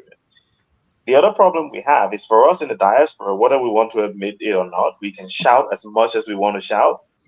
When I don't know what is, the rubber hit the road, they say, okay, all of you, I call all of you now, say, let's go like, bro, we're in protest tomorrow to the Capitol building. How many of all will actually leave the comfort that we have here want to go there and protest on behalf of our countrymen, right? Because we know what we could potentially lose, right? We have comforts here, we have privileges here. We're like, can't leave my family, I can't go like to go protest. Yeah, baby, let people do it for themselves. And like Mr. Morris touched on so brilliantly, and I was agreeing again with Mr. Kamara about the English the men use that thing. I said, Yeah, the crap is you know, I know, you know, and basically there were people in the country, like Mr. Morris said, and it really touched me, and I'm glad that he put it the way he did, who will never see Monrovia. Zwedru, some people in Grange that will never see Zwedru. Certain people in Los Angeles County will never see Greenville before you even talk about Monrovia, right? Those people we need to reach. And I think I take what Mr. Morris said as a call to action for us here on Point and Liberians in the diaspora in general. To say, look, we're shouting all the time. We're on all the talk shows then. We're on Facebook, we're on YouTube, we're talking. What can we do collectively? What can we put together as a think tank that can have the opportunity to go to Liberia and sensitize the people? We don't have to go and tell them you're right. Just tell them, look, do you think it's fair for your senator to be making this much money and you got Cairo coming to your home? Do you think it's fair for your representative to be making this much money? That all we need to do for them is give them the information. They then can decide what to do with that information. If they look at it and say, "Yeah, I'm happy for my representative to make that money," but they're paying it. We only have to give them the information, and we need to really sit down and reflect on how we can get the information to our people. The last point I want to make is we have all of these civil society groups in Liberia, like Centel and all of them. And I was reflecting as Mr. Morris was speaking. I'm like, but the same Western governments, and I know Mr. Tower will definitely touch on this when he talk about the systems in Liberia, the same Western governments that we are looking to call out our representatives and senators are the same people that are you hoping that those same representatives and senators will put the bills that will come through for the concession companies from their countries to come and exploit our land. How will they then go and tell the people start stealing money when they're depending on them to rubber stamp these things so that the American companies can go and grab, so that the Chinese company can go and grab, so that the British company can go and grab? How? So that's why, like Mr. Morris said, we need to think about what we can do by getting the information to our people so that they can then step or let them be the progressives of their time if we are not going to go and fight for them. Great. Mr. Tower, what's wrong with our people in the United States? I know they have certain television station, radio, podcasts that are strictly government owned, like the Spoons of the World and everything else. Why they come up, people like you and I cannot go on the ground and say, listen, folks, we need, according to the Constitution, we need 10,000 signature to put an item on the ballot. We need 100,000 signature.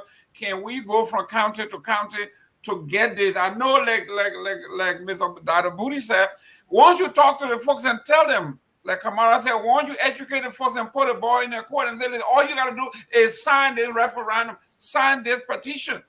I think we can get something done, but from just talking, I don't think it's possible. Okay, so in the first place, guys, I've mentioned, I don't think we are actually not mature enough to have this conversation, or we are not willing to really touch the things for which we find ourselves in. I don't think we are prepared. And this is why we come here every day. We talk about this, but we don't want to talk about the root of this stuff. We have a system. I'm 50 years old. I have spent about over 30 years of my life, even though I come from a science background, but I've done many studies. I've some stuff from declassified CIA documents at Congress to just about everywhere. They're available. You can do that. I look at everything that I can look at, and I'm still looking. The system that they give you is inherently corrupt. It was never meant to work. You have to go back and look at how they put these places together and what they give you.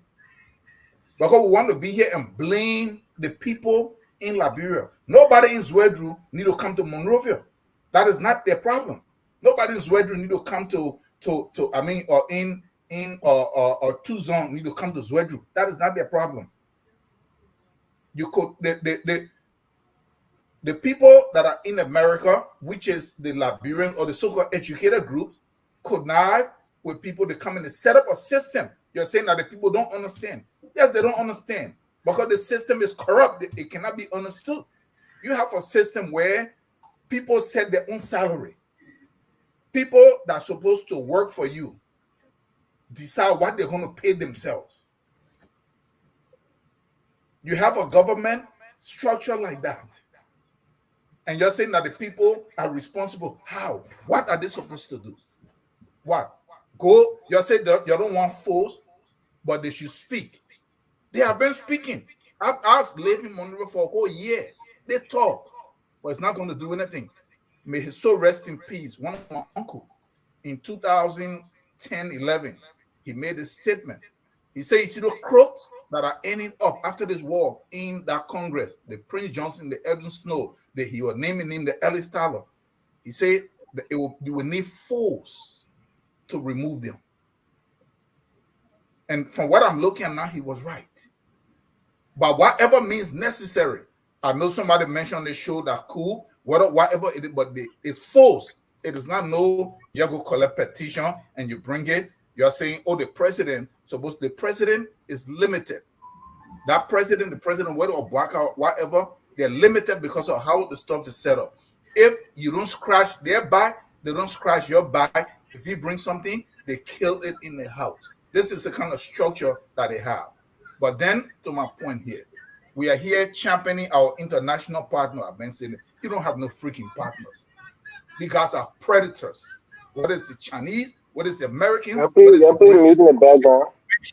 They want to make sure they keep that kind of corruption. If you have a government that is broke, that don't have anything, that you have few people sucking up everything, and the country cannot function, why are you subsidizing the budget if you feel that your actual interest is to help this country?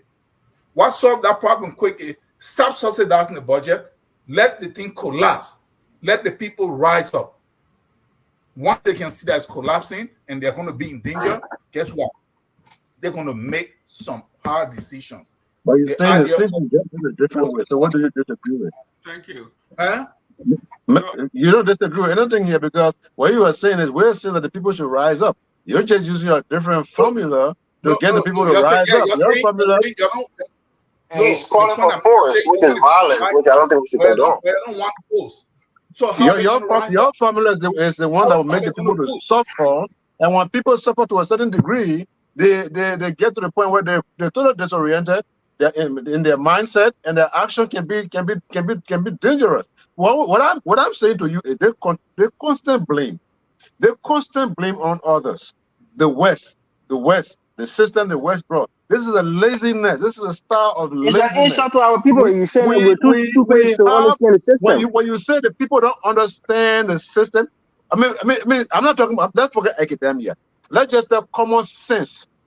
If your pa making 150, he works 7 days a week, and one man work 2 days in a whole month. 2 days in a whole month makes 240,000 a year. Your pa 150, you put it all together, and I pass. And I read $2,000 a year. Somebody got to tell you, say you need to go to special school to know that somebody cheating you? This is common sense. Come on. The point that you're making still doesn't, you're still in the same lane point. The point here is you want to blame the people in Liberia. No. We want to incite the people in Liberia to stand up. It's the people. Power is inherent within the people. They have the power. They have to exercise that power. We all can talk at the same time. Let's give Mr. Taiwo a chance. Mr. Taiwo, please land. Yeah, y'all say the boy is in that court. How is the boy in that court? What are they really supposed to do? They're supposed to rise up and go against people with guns.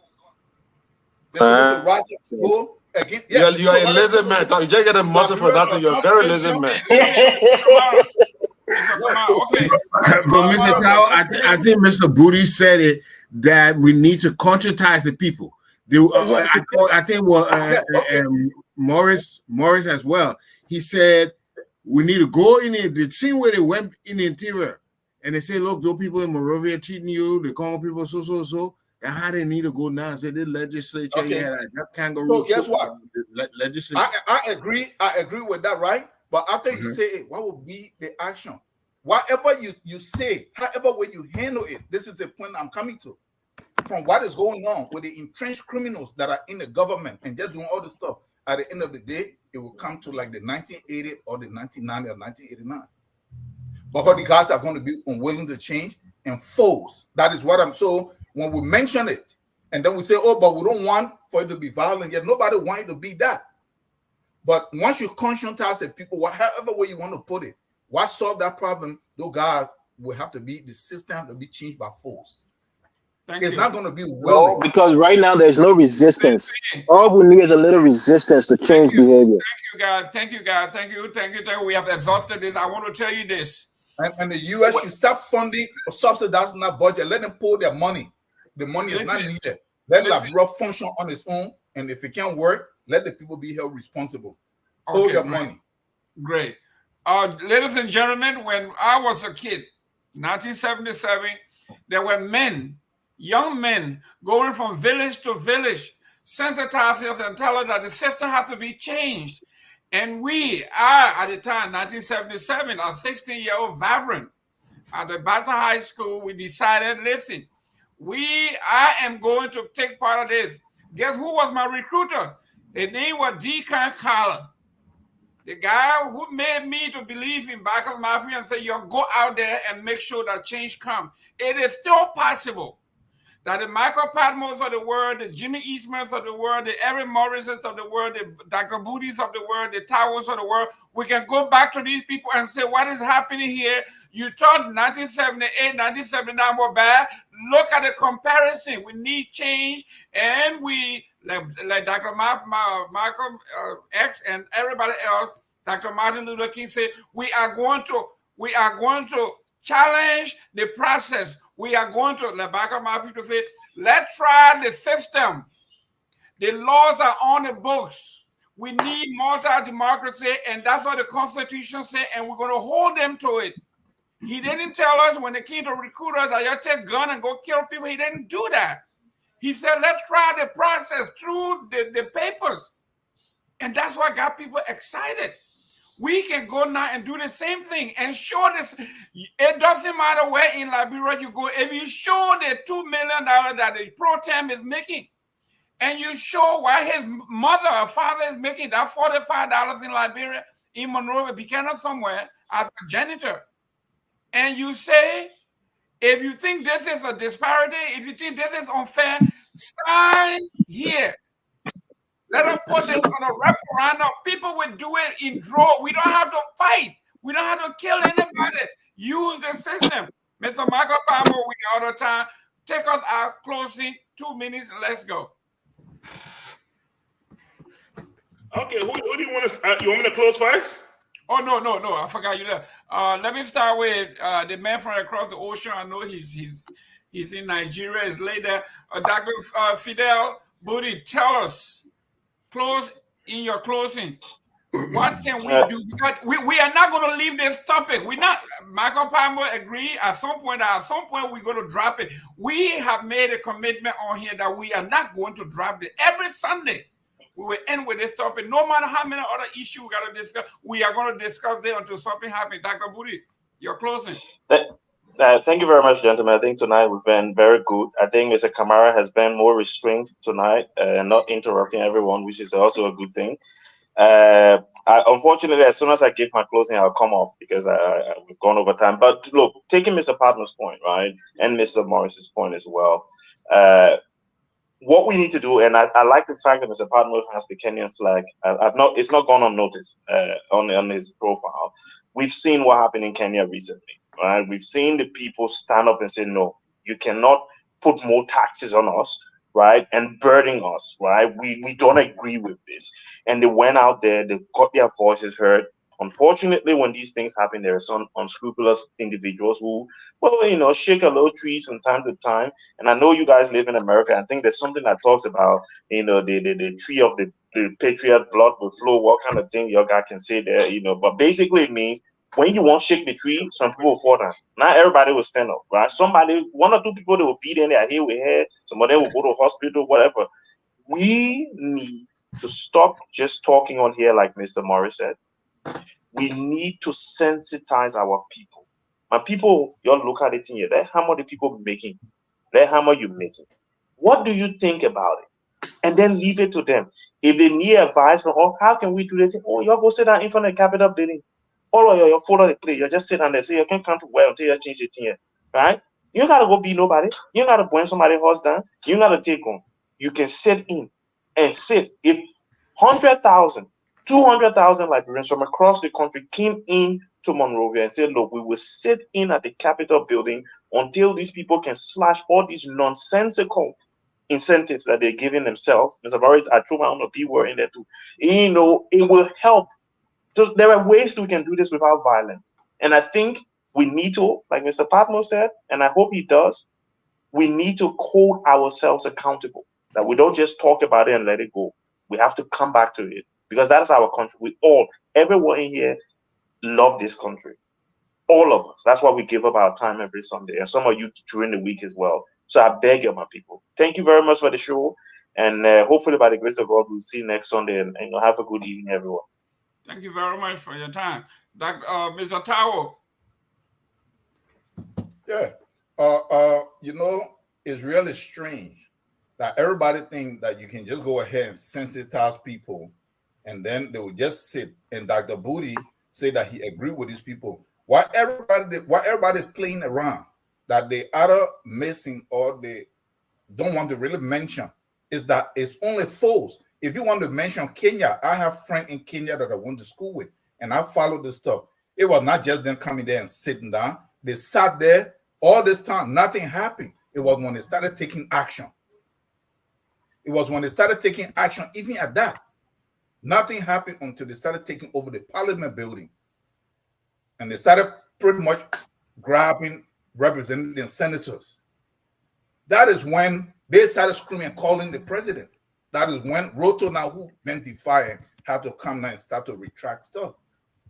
So whether they go and sit and they make some announcement and they work, fine. But when you see people that are that entrenched in Liberia as it is, that for almost 2 decades, this discussion being held, it's not that the people don't know. The people have been complaining. I was in Liberia for a whole year. They're not going to do anything. They're not going to move. They're going to ignore you. They're going to say Liberian people talk. Tomorrow they will forget about it. Some kind of force. I'm not saying that they should go and start burning places, but they have to be forceful. Whatever way it is, pressure to where action actually have to start being taken. That is the only thing. None of those guys will back down. And I'm going to say this again before I close.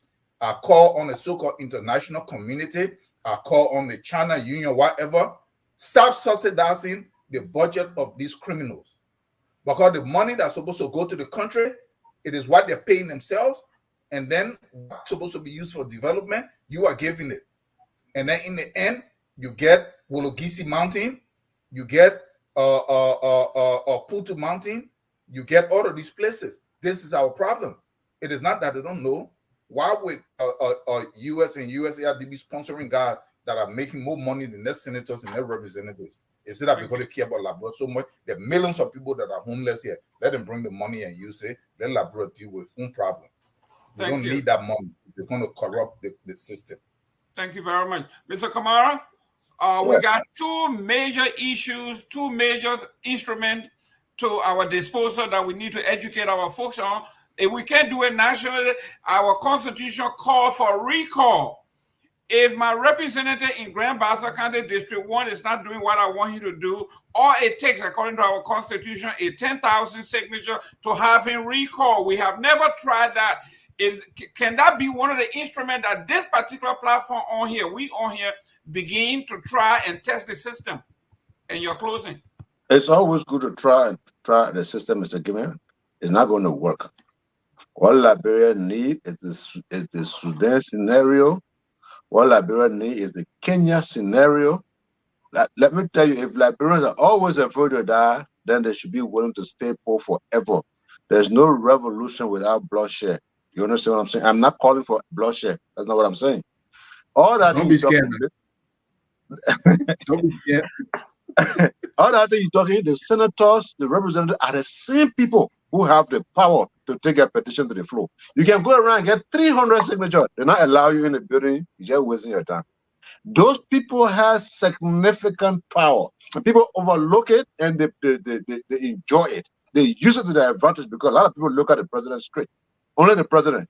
And when a president starts a government, especially at its embryonic, like it is, you want to be careful with the legislature.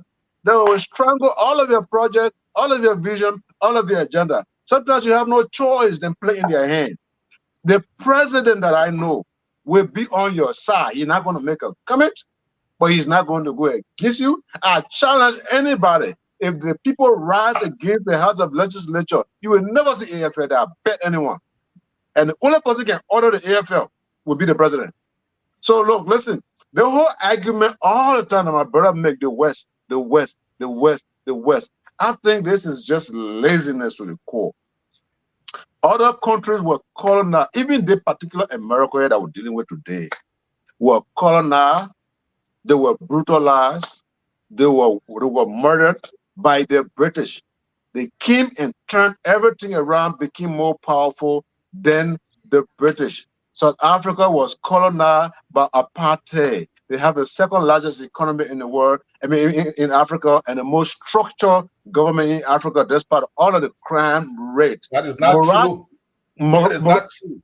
Morocco. Listen, guys, we're running out of time. We gotta close. Let's close. Yeah. Morocco was subdued by even the America itself. Today, Morocco to black people is like Europe. We can do this.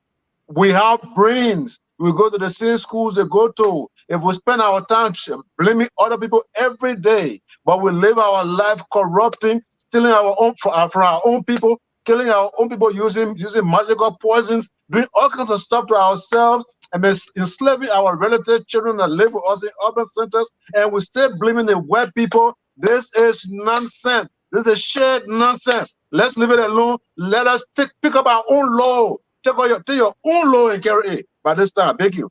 Thank you. Mr. Eastman, I want to disagree with Mr. Kamara here when he said only the president can have the AFL. The people rose up against B. Martin in Cape Mount, and the police and the military went there and killed people. Was it Joseph only the president can order the military? Was it the military? Was it Joseph Walker that ordered the military to go over the booth? The military went there and killed people. Yes, the military went there. Mr. Eastman, you're closing because what he's talking here doesn't add up. Right, this is what we talk about rhetoric.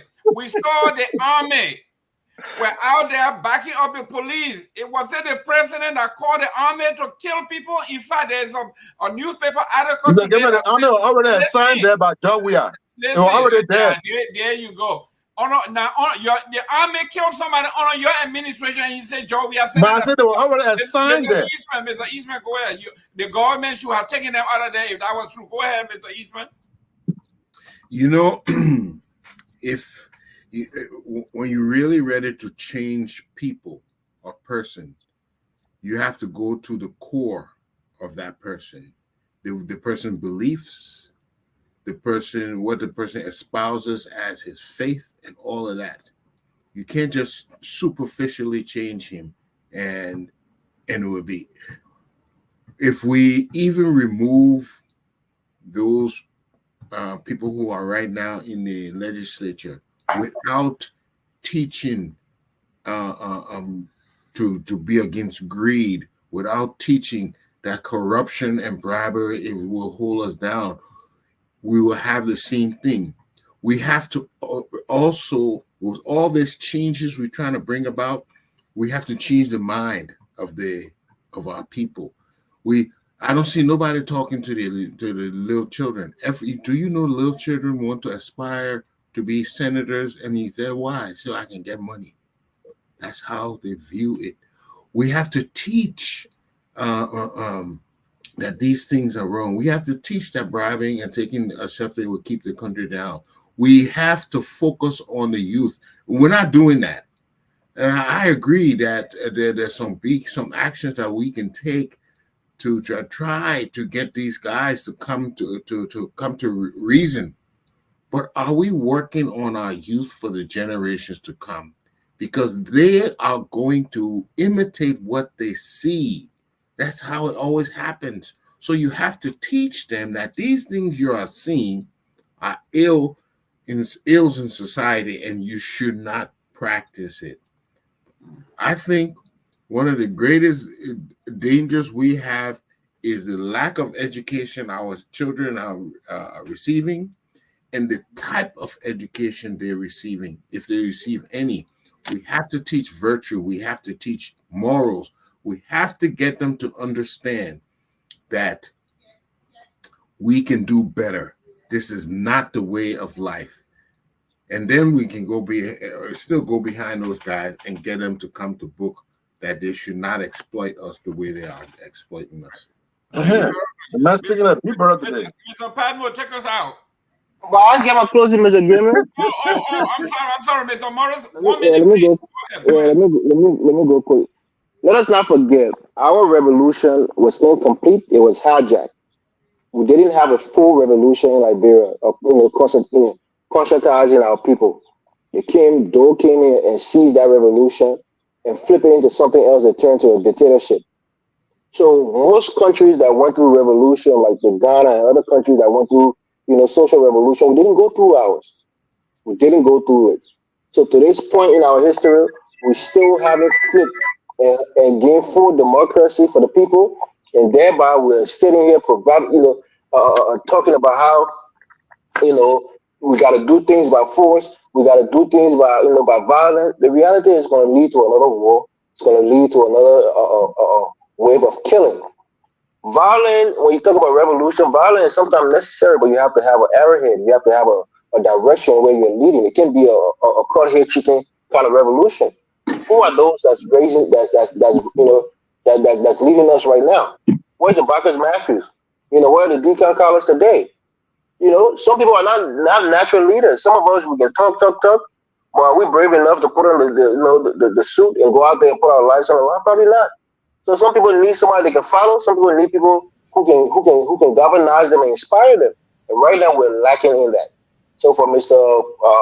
Taiwo to say that we need to do things by force, sure, in certain aspects we need that force, but we need leaders who are going to lead us to the promise, quote unquote, the promised land of full democracy and our people having their full rights realized. If not, we're just going to sit on this platform and talk, and nothing is going to change. The people are going to remain ignorant, and their rights are going to be trampled upon, and their lives are going to be abysmal as it is now, and nothing is going to change for them. Thank you. Mr. Morris, you are the leader. You guys are the youth. Mr. Padmo, close out. So lead the way. I will follow you, Mr. Tawi. All the muscle will have me. Mr. Padmo's turn. Go ahead. Thank you so much. Look, there's a couple of things here. I know people are talking about, the literacy of the T. Ebenezer Ward, has a quote. It says that the greatest danger to our Liberian democracy lies in the illiteracy of the Liberian youth.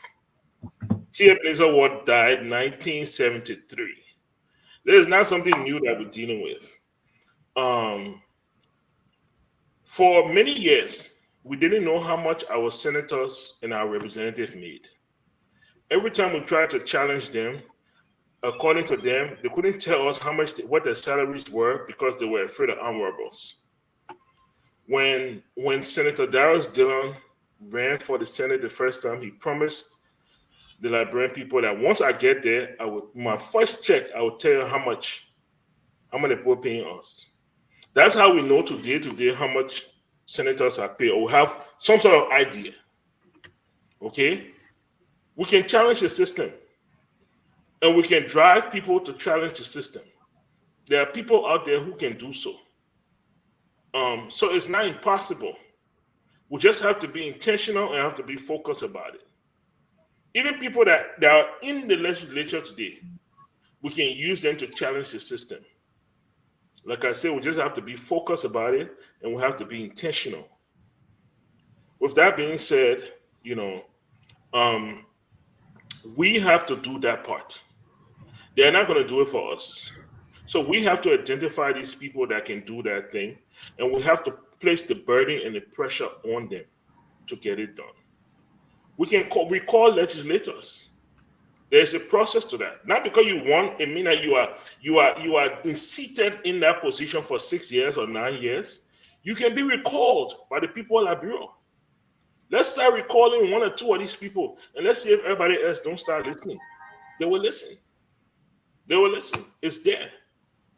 So, I mean, we come on here, not because we want to show our face to Facebook, but we dearly care about our country, and we dearly care about changing our country for the better.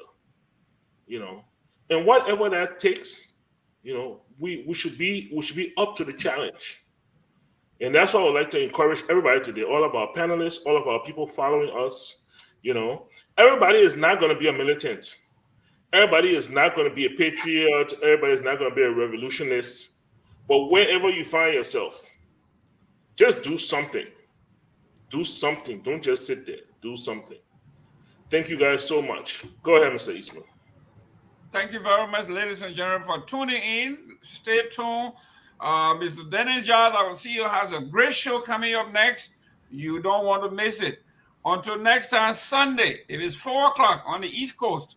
And wherever you are, we say it's going to be on point. And we cannot disappoint you. This coming September will be our anniversary. We are going to have something great for you. We are working on some stuff. Thank you very much for tuning in. And as we all say, whether you support the president, whether you are in opposition, we are all Liberian. Mr. Padmo, could you please play our beautiful song? We are all Liberian. We are Liberian. Liberia is our home. Liberian people.